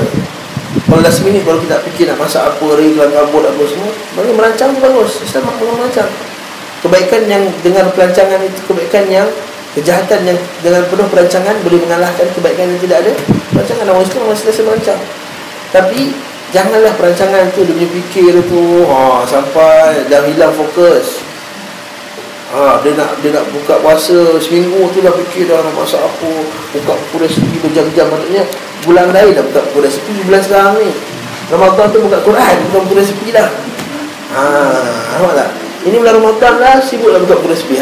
Tahun ni I nak fikirkan kuih baru, asyik buat kuih tak je, dah biasa. Jadi kalau dia buka lah, nak kaji, nak pergi kedai ni, nak cek bekas tu, bekas ni, sehingga kan menghilangkan fokus. Ini kita nak pergi. Nabi SAW kata, Nabi aminkan doa malaikat Jibril kan, menjauhlah orang yang celakalah, rugilah orang yang ada 3 golongan yang Nabi aminkan ketika Nabi naik mimbar.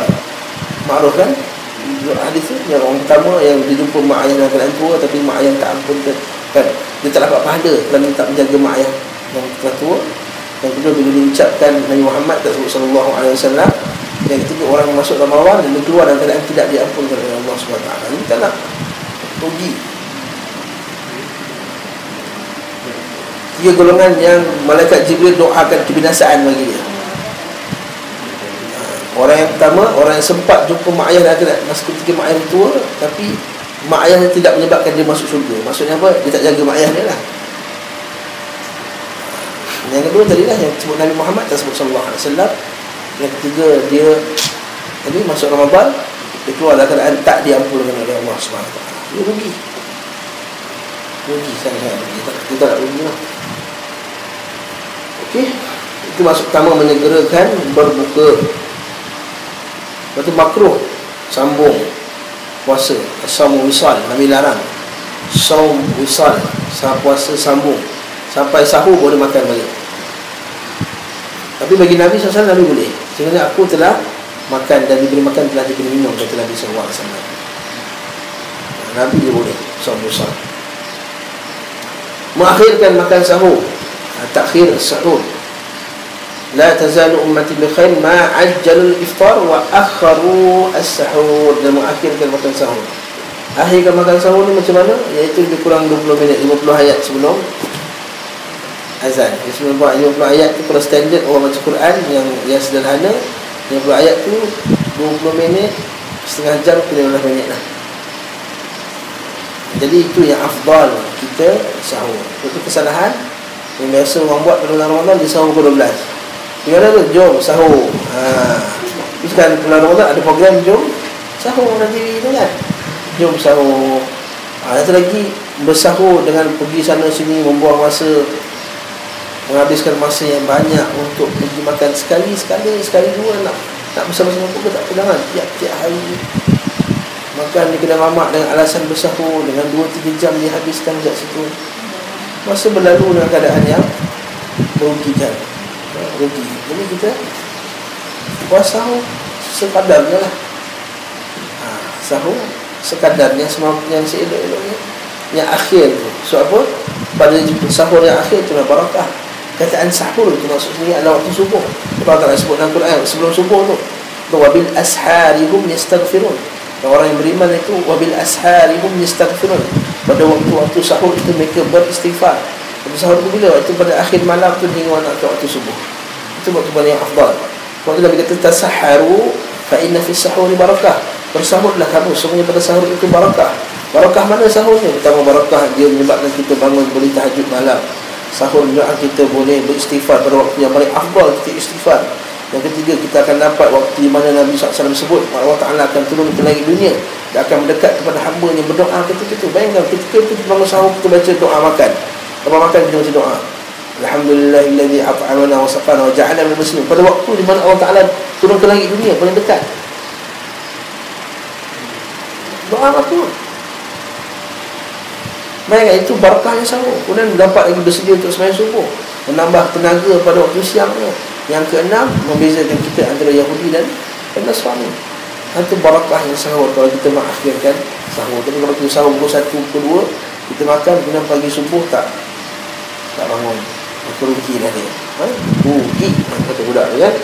Rugi. Ibn Hibban berkata, menambahkan, sesungguhnya mengakhirkan makan sahur adalah sunnah para rasul. Cara mengakhirkan makan sahur adalah dengan berhenti makan dan minum tepat menjelang terbit fajar. Nampak? Tepat menjelang terbit fajar, bukan tepat masuk waktu imsak. Ini mazhab Syafi'i.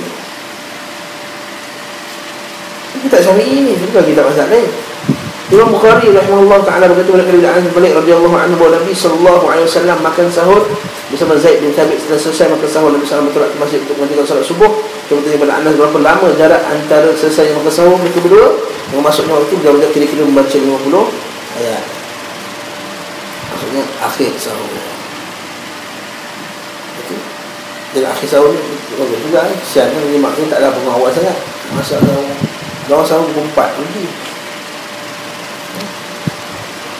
Ini Raya ni untuk bacaan buku ayat ni antara sahur dengan solat ni. Itu dah waktu imsak. tak, waktu imsak 10 minit. Waktu imsak 10 minit. Dan Nabi bersahur kadar 50 ayat. Maksudnya kadar 50 ayat lebih kurang setengah jam. Maksudnya Nabi bersahur setengah jam sebelum start makan. Maksudnya itu waktu yang paling bagus untuk bersahur. Bukannya waktu yang kena berhenti bersahur. Faham tak? Waktu yang bagus. Bukan kadar 50 ayat tu Nabi dah stop. Bukan. Dia salah faham hadis ni. Masuk hadis ni jangan salah faham. Bukannya kadar 50 ayat Nabi dah stop. Katakanlah subuh pukul 6, kadar 50 ayat 5.30. Bukan Nabi stop 5.30 tu. Maksudnya Nabi start bersahur ketika 5.30 tu. Kalau subuh pukul 6, Nabi start sahur 5.30. Kalau start 5.30 tak sempat Ustaz nak makan nasi, nak makan ayam, masak lemak ayam, masak lemak kari apa semua. Yalah, sebab Nabi sahur dengan kurma. Pop dah habis. Kita nasi lagi, nak buat Milo lagi, nak buat apa, teh tarik lagi pagi-pagi tu kan, air panas. Prepare sebelum tu 5.30 start makan. Sedang cerita. Okay. Tapi dia kita kata waktu afdal. Katakanlah setengah orang, ustaz saya ni makan slow, dia punya 50 kali sekali makan, dia nak start makan awal, makan awal, masalah. Saya katakan jangan melewat-lewatkan sahur. Itu yang penting. Maksudnya tak ada imsak lah sebenarnya. Imsak tu ada fuqaha mutaakhirin ni kata melambat-lambat tu berjaga-jaga. Sebab kaedah dia waktu azan ni waktu subuh masuk.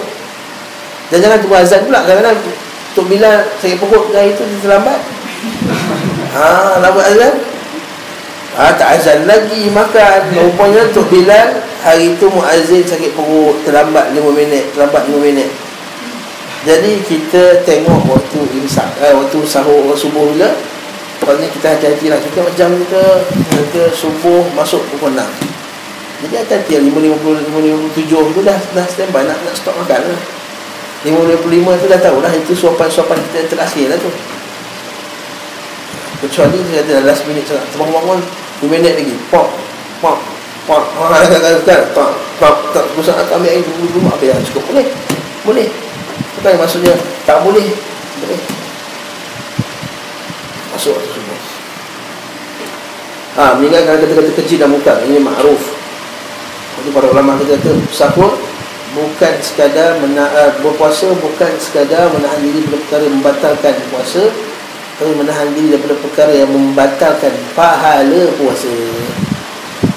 Ada hadis Nabi SAW mengatakan rubba sa'imin laisa lahu min siyamihi ila al-ju'i wal atash. Berapa ramai orang yang puasa, tidaklah puasa mereka hanyalah lapar dan dahaga. Ma'ruf dengan hadis ini selalu untuk start puasa.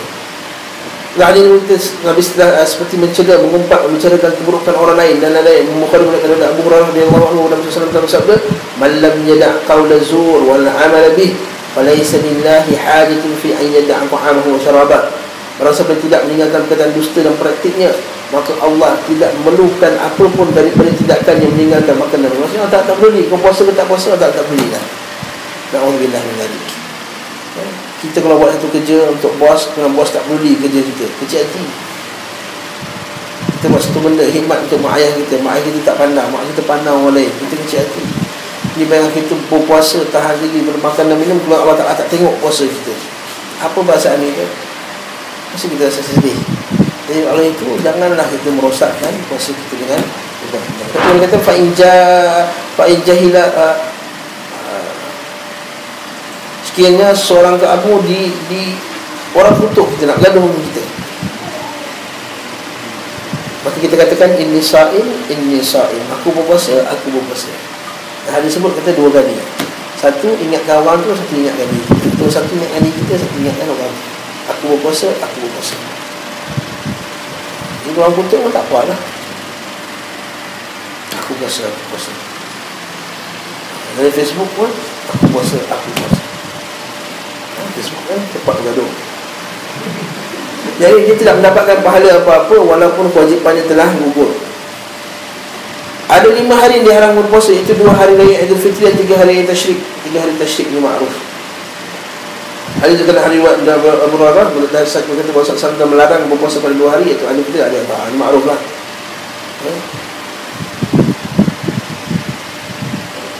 Juga hari Tasyrik. Hari Tasyrik berapa bulan? 11, 12, 13. Bulan. Dimakruhkan berpuasa pada hari yang diragui, Yaumul Syak, kecuali jika bertepatan dengan puasa sunat yang biasa dikerjakan. Hari ini dilakukan adalah hari tanggal 30, maksud hari ini lah.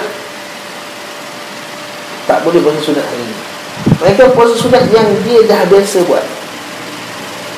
Jadi kalau katakanlah dia ni biasa puasa Daud, satu hari puasa, satu hari tak puasa, satu hari puasa, satu hari tak puasa, sementara hari yang puasa itu jatuh pada hari ini, maka dia benar. Begitu juga siapa yang nak qada last minute,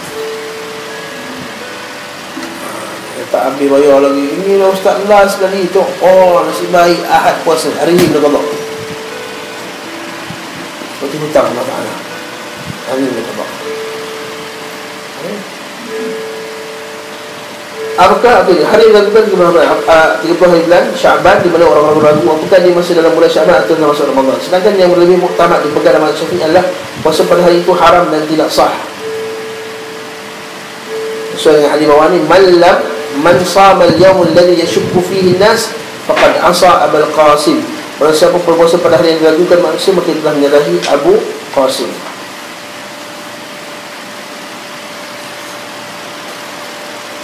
Adapun penulis kitab ni dia kata makruh, sebenarnya haram. Okey, setelah 58, ini dah 8 dah pun. Pada puasa pada setengah akhir bulan Syaban hukumnya haram. So hilangnya bulan Syaban, bagi orang yang tak berpuasa, tak biasa puasa sunat, maka siapa yang tak mulakan puasa sunat sebelum tu, maka lepas 12 Syaban tak boleh puasa lagi dah. Adapun siapa yang dah biasa puasa, dia boleh teruskan. Allahu Akbar. Tak sempat juga nak baca sampai habis. Pada pukul 11 saya kena minta izin awal sikit hari ni, sebab ada meeting macam sini. Jadi bulan puasa ada kuliah tuan rumah jaga. Kalau tak apalah, mensyarat dulu, nanti beritahu saya. InsyaAllah kita sempat habis. Barakallahu fikum. InsyaAllah kita jumpa pada kuliah yang akan datang. Yang bakinya subuh setiap hari, iktikaf panjang sikit ni. Ini sikit lagi tadi, masya-Allah. Sebab ada hukum iktikaf ni penting, dan juga kafarah. Cara menggantikan puasa orang yang sudah meninggal. Bolehlah kita baca sikit, habiskan 160. Cara menggantikan puasa, saya nampak langkah-langkah ni. Bagus tubuh ni, insya-Allah tak buat dulu. Cara mengganti puasa pada orang yang sudah meninggal. Oleh seorang sudah meninggal dunia, sedangkan dia memiliki hutang puasa Ramadan yang belum diqada, maka dapat diganti dengan memberi makan orang miskin masing-masing hari dengan 1 mud makanan asas daerah tersebut. Jadi kan, seumpama gandum, beras dan lain, 1 mud lebih kurang 600 gram. Tersebut tadi lah 23 kg. Biaya ini diambil dari harta peninggalan jenazah, seperti membayar hutang. Apabila dia tidak meninggalkan harta, orang lain dibolehkan untuk membayarkannya. Dengan itu kewajipan telah faham tak? Kalau terima dengan hadis Ma'qul dari Ibn Umar, kata barang siapa meninggal dunia sedangkan dia memiliki kewajipan puasa yang belum diqada, maka dapat diganti dengan memberi makan orang miskin satu hari sebanyak seorang miskin. Okey. Abu Dawud meriwayatkan daripada Ibn Abbas yang berkata, apabila seorang sakit pada bulan Ramadan kemudian meninggal dunia dalam keadaan tidak berpuasa, maka dapat diganti dengan beri makan fakir miskin. Namun yang lebih utama dari memberi makan orang miskin adalah apabila wali mayat mengqada puasanya yang tertinggal, atau siapa pun yang diberi izin oleh mayat sebelum meninggal ataupun ahli warisnya. Hadis dalam hadis Bukhari dan Muslim dan Aisyah radhiyallahu anha, barang siapa meninggal dunia dan dia masih memiliki kewajipan puasa yang diqada, maka walinya mengqada untuknya. Jadi macam mana ni? Dua-dua boleh. Sama ada walinya nak qada, anak-anak dia nak qadakan, ataupun dia nak bayar fidyah. Bukhari dan Muslim meriwayatkan dari Ibn Abbas berkata, ada seorang lelaki yang mendatang mengenai Rasulullah SAW berkata, ya Rasulullah, sesungguhnya ibuku meninggal dunia dan belum mengqada puasanya selama 1 bulan. Apakah aku boleh mengqada dengannya untuk menggantikannya? Beliau menjawab, ya, hutang dengan kepada Allah Ta'ala itu lebih wajib untuk ditunaikan. Masalah ini, itu mengqada puasa orang sudah meninggal atau membayar dengan bayar makanan orang miskin, berlaku pada orang tidak berpuasa kerana mempunyai uzur dan sudah memiliki kemampuan untuk mengqada puasanya yang tertinggal. Seperti orang yang sudah sembuh dari sakit sebelum meninggal dunia dan dia memiliki waktu cukup untuk mengqada puasa yang tertinggal, namun ia belum mengqadanya. Demikian juga orang yang berbuka tanpa uzur secara mutlak. Adapun orang yang berbuka kerana uzur dan belum memiliki kesempatan untuk mengqada puasanya lalu meninggal dunia dan uzurnya, setelah uzurnya hilang tapi belum cukup untuk mengqadanya, maka dia tidak diwajibkan mengqada puasanya dan tidak diwajibkan memberi fidyah. Maksudnya apa? Seperti orang sudah sembuh dari sakit, okey, keluar. Demikian juga orang yang berbuka tanpa uzur sebelah. Adapun orang yang berbuka kerana uzur sakit dan belum memiliki kesempatan untuk mengqada puasanya, tak sebab qada, lalu meninggal dunia sebelum uzur ni hilang, maka tak wajib qada. Orang sakit, kan? Orang yang sakit kemudian dia tak sempat nak sihat, mati ketika sakit, perlu qada tak? Tak perlu qada. Tak perlu qada lagi. Bagi fidyah je cukup. Bagi fidyah je cukup. Ada pun yang qada ni bagi orang yang dia dah sakit, kemudian dia sihat. Masa sihat tu dia patutnya qada, tapi dia tak qada, kemudian dia meninggal, maka kita boleh qada untuk dia. Okey, itu cerita dia.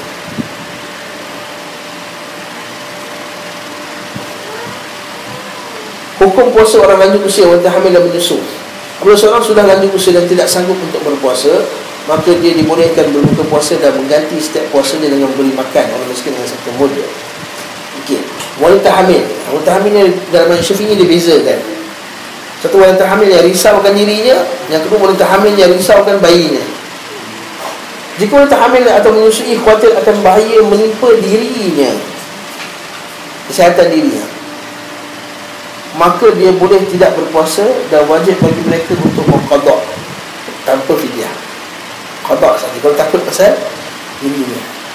Dalil ni dari Abu Dawud lain daripada Anas bin Malik Al-Ka'bi, Rasulullah bersabda, hadisnya, Allah Ta'ala telah menggugurkan kewajipan setengah solat bagi orang bermusafir dan menggugurkan kewajipan puasa bagi wanita hamil dan menyusui. Dia boleh qada. Adapun wanita hamil akan menyusui, khawatir akan bahaya yang menimpa bayi mereka yang mereka kandung atau susui, maka mereka boleh tidak berpuasa dan wajib bagi mereka untuk mengqada puasa yang ditinggalkan dalam membayar kafarah sebesar 1 mud. Ini pendapat mazhab Syafi'i.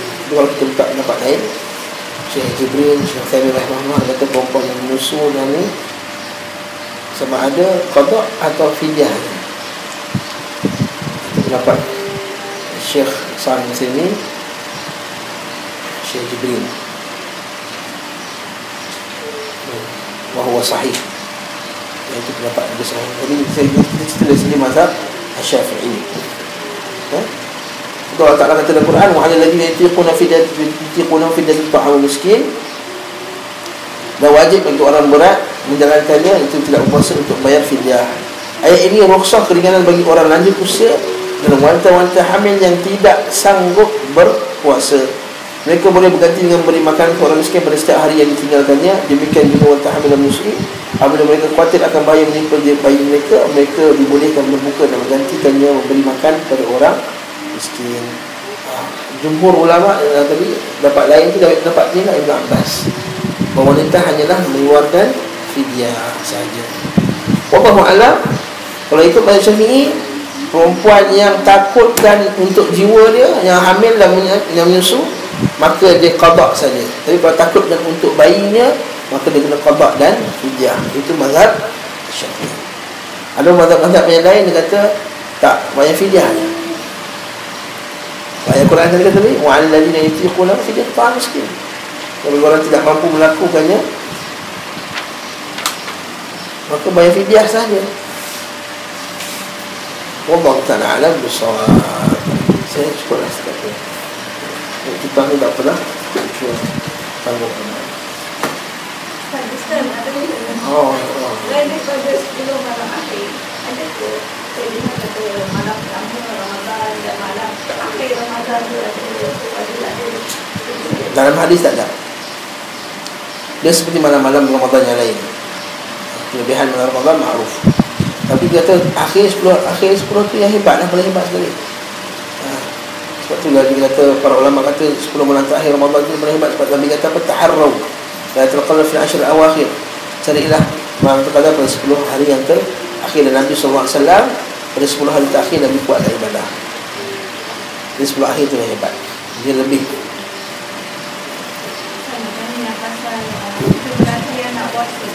Bagus. Tapi ada ke hadis ke atau apa-apa sandaran? Ya, hadis riwayat Bukhari, para sahabat kata kami, para sahabat tu yusawwimu auladahum yusawwimu auladana, kita melatih anak kami berpuasa dengan kami bagi mereka mainan supaya mereka lalai. Kata boleh puasa tak makan, nanti ayah belikan Transformers yang baru yang besar tu. Dia pun okey, dia pun mau puasa, lalai, dia main. Tak apa bagi iPad ke apa, tak saya kata galakkan lah. Maksudnya bagi dia lalai untuk melatihkan dia berpuasa. Boleh? Tapi macam baru ni saya hari juga orang Arab dia anak dah umur dah 12 tahun baru dia ni belum balik lagi. Tapi pasal ikut Arab orang tak ngerti. kecil tu mau apa? Tak ada ke digalakkan, tak digalakkan? Digalakkan anak-anak 10 tahun tu belum balik lah maksudnya. 10 tahun tu belum balik lah. Jadi kalau kita katalah budak tu nak mengelak, minum sikit air lah, macam mana? Kita Kalau dia merayu kan dengan mak nak sikit air lah. okey, kalau kita tengok anak kita macam mana. Ada setengah budak, dia umur 6 tahun, dia boleh sahur dia semacam. Dia boleh sahur, dia boleh makan konflik, dia boleh makan kuih, dia boleh makan macam-macam. Jadi orang macam ni kita tahu, budak ni dia boleh, dia ni yang boleh puasa. Sebab dia boleh makan dengan minum yang lengkap. Maka kita latih dia puasa. Tapi ada setengah budak tak makan. Macam anak saya, tak makan sikit, conek, takkan nak latih dia puasa walaupun dah 6 tahun. Kalau kita tunggu badan dia kuat sikit untuk dia boleh mampu puasa. Yang kedua, kalau dia rasa dia mak tak larat nak buka, bagilah dia buka. Dia tak wajib. Sampai kita rasa memang dia mampu. Kalau solat disuruh masuk umur 7 tahun, lebih kurang macam tu juga lah. Kalau solat disuruh masuk umur 7 tahun untuk latih anak kamu, murah Allah lagi bersalat sampai sini, latih anak kamu untuk solat 7 tahun, maka lebih kurang juga puasa 7 tahun, 8 tahun, 9 tahun. Kita train dia untuk puasa. Apa yang kita buat, budaya kita baguslah, puasa setengah hari dulu. Puasa lepas tu lebih setengah hari, lepas tu lama-lama sampai petang. Macam kita dulu, kecil-kecil dulu lah, nanti lagi kita puasa. Apa yang mak ayah kita buat, kita cantik lah, insyaAllah.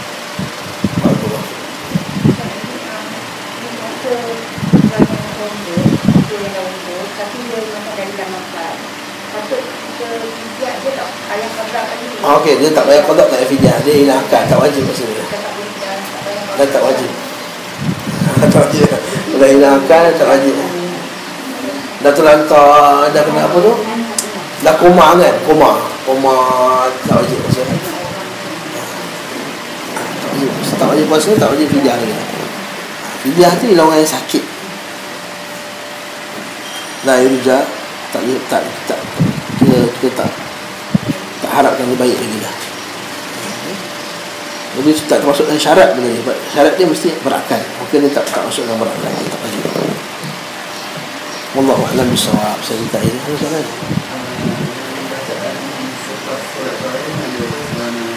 Subhanallah Mahmud, subhanallah Maulid, subhanallah Hayyan, Maulana kan. Wudu itu tak sabit oleh hari Nabi sallallahu alaihi wasallam. Apa-apa bacaan khas lepas solat tarawih 2 rakaat tidak datang padanya dalil daripada hadis Nabi maupun sahabat maupun tabi'in maupun kitab para ulama kita mazhab Syafi'i pun tak sebut.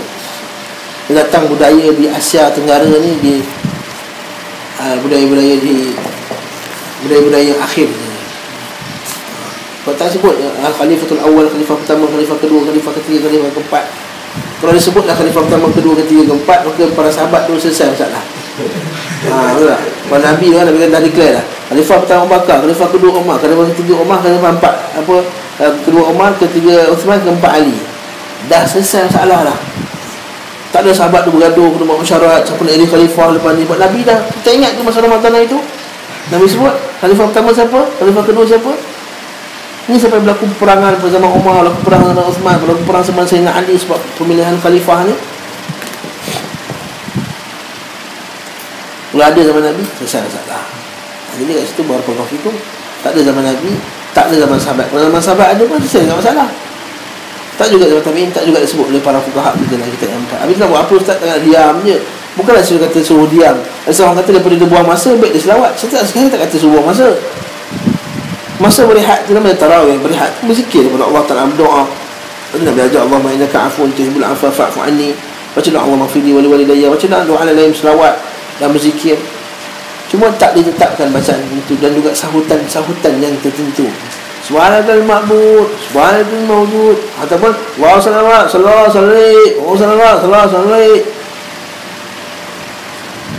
Dia tak ada sahutan itu tidak ada langsung dalam hadis Nabi SAW. Kita takut kalau kita buat, kita nak buat syariat yang baru. Akhirnya apa yang terjadi pada masyarakat kita sekarang, kalau tak buat benda tu tak sah. Pernah sekali berlaku satu masjid kat tempat saya, tak nak sebut nama masjid atau masjid apa. Bila tu tersilap lah, kena tanya ni, apa baca salah, padahal salah susunannya. Nampak tak? Dia dah jadi masyarakat dan nampak benda tu sebahagian daripada syariat. Kalau tersilap, kena marah. Itu yang tak boleh. Jangan buat satu syariat baru dalam agama. Tadi buat syariat baru dalam agama.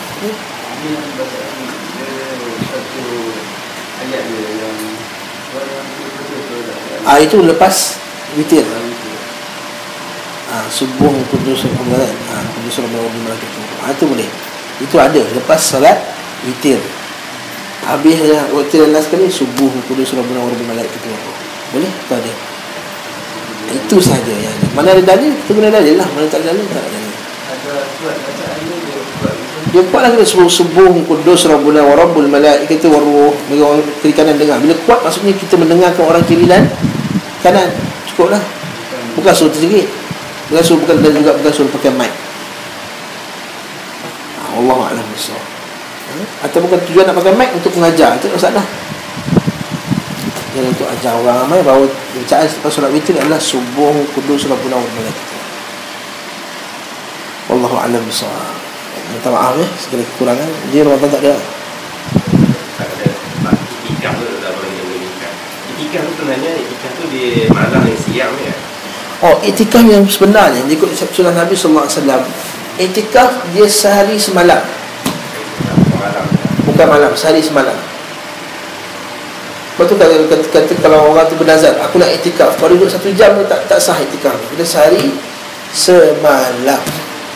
Itikaf sekejap? Sebenarnya tak ada.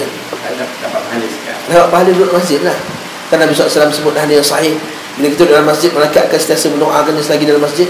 Maka nafi musallah, selagi mana kat masjidnya, mereka akan kata Allah maghfir lahu warhamhu, Allah maghfir lahu warhamhu. Dari mana kita duduk dalam masjid, tak keluar masjid tersebut, maka pertama kalau lepas solat dia macam bersolat. Nabi kata, kalau kita sebagai jemaah kat masjid kan, masa kita duduk dalam masjid tak keluar-keluar, Nabi kata Yang duduk saja tu pun dikira macam dia bersolat. Itu kelebihan orang masjid, al-mukthu fil masjid. Kalau kita buka Sahih Bukhari, Muslim dan lain-lain, ada bab al-mukthu fil masjid, duduk lama dalam masjid. Yang kedua, bila duduk dalam masjid saja, malaikat akan sentiasa doakan baginya. Malaikat kata, Allahumma ighfir lahu warhamhu. Ya Allah, aku ampunkanlah dia, merahmatikanlah dia, selagi mana dia tak berhadas dan tak kacau orang lain. Malaikat sentiasa doa, Allahumma ighfir lahu warhamhu, sampai keluar masjid. Memang ada kelebihan yang banyak duduk dalam masjid. Tapi untuk mendapatkan iktikaf, dia kena sehari semalam. Masuk subuh, dia kena keluar sebelum apa? Maksudnya kalau nak keluar habis lepas subuh. Betul, Nabi SAW dia bawa kemah masuk dalam Masjid Nabawi. Nabi iktikaf pada 10 akhir malam sampai pagi raya baru keluar. Kalau kita lah buat macam tu, bini-bini kita semua marah nak. Bang, kuih raya mana bang? Rendang tu mana? Tapi itu sunnahnya. Lepas tu orang Arab macam kat Mekah Madinah, pagi tu sunyi je, semua tidur pagi raya. Sebab kepenatan, dan satu hari semalam, last malam tekan habis.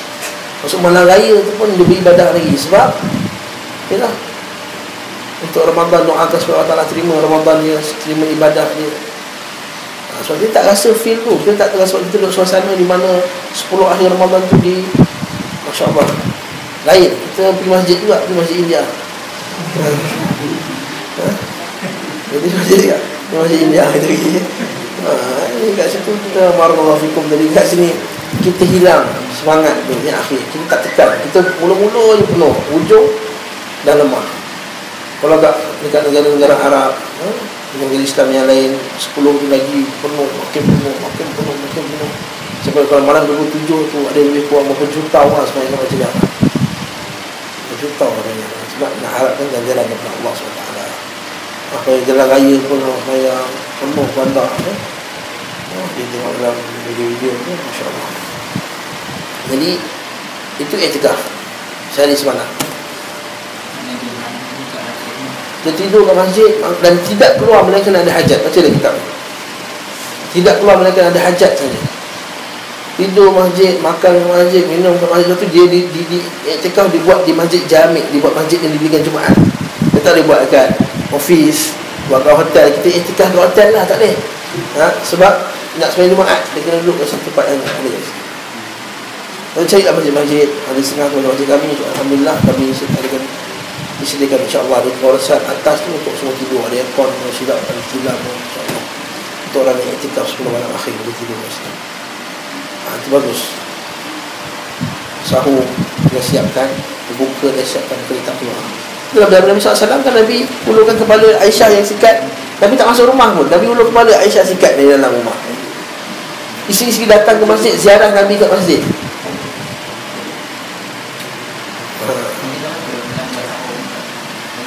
Banyak ketubi mana, banyak temantun pun ada. Temantun lagi lah, banyak temantun tu canggih. Sebab dia ada bilik hotel yang melekat sekali dengan masjid. Jadi dia punya, dia panggil bilik tu macam hotel tapi dalam masjid. Jadi kira macam iktikaf lah, tu lagi best tu. Itu canggih lah. Tapi tak feel lah. Nak feel itu lantai-lantai, itu ada tilam, ada bantal macam tu. Itu Masya Allah. Itu sahur semua siap insya-Allah pada 10 malam. Nak qiyam lah lepas tu. Lepas tu kita kata tak digalakkan untuk tak tidur malam, melainkan pada bulan Ramadan, akhir Ramadan. Luar Ramadan kita tak digalakkan untuk tak tidur, kena tidur malam. Bahkan Nabi marah orang yang tak tidur. Dia kata ana usalli wa anam. Dia kata aku tidur, aku solat, aku tidur. Kalau bulan Ramadan, 10 akhir Ramadan Nabi tak tidur malam. Nabi beribadah. Yes, untuk perempuan juga. Perempuan juga digalakkan dengan izin suami. Suami pun dah faham lah, isteri dia dah malam tadi dah iktikaf, janganlah semua buat kerja apa semua. Ma'ruf. Wallahu ta'ala alam bisawab. Saya mengucapkan selamat Ramadan lah malam ni, tarawih. Semoga Allah Ta'ala jadikan kita punya amalan ini amalan berdasarkan ilmu yang sahih, dan bertambah amalan, bertambah taqwa, dan sama-sama kita masuk surga Allah Ta'ala. Sallallahu ala Muhammad wa ala alihi wa sallam. Alhamdulillah rabbil alamin. Wassalamualaikum warahmatullahi wabarakatuh.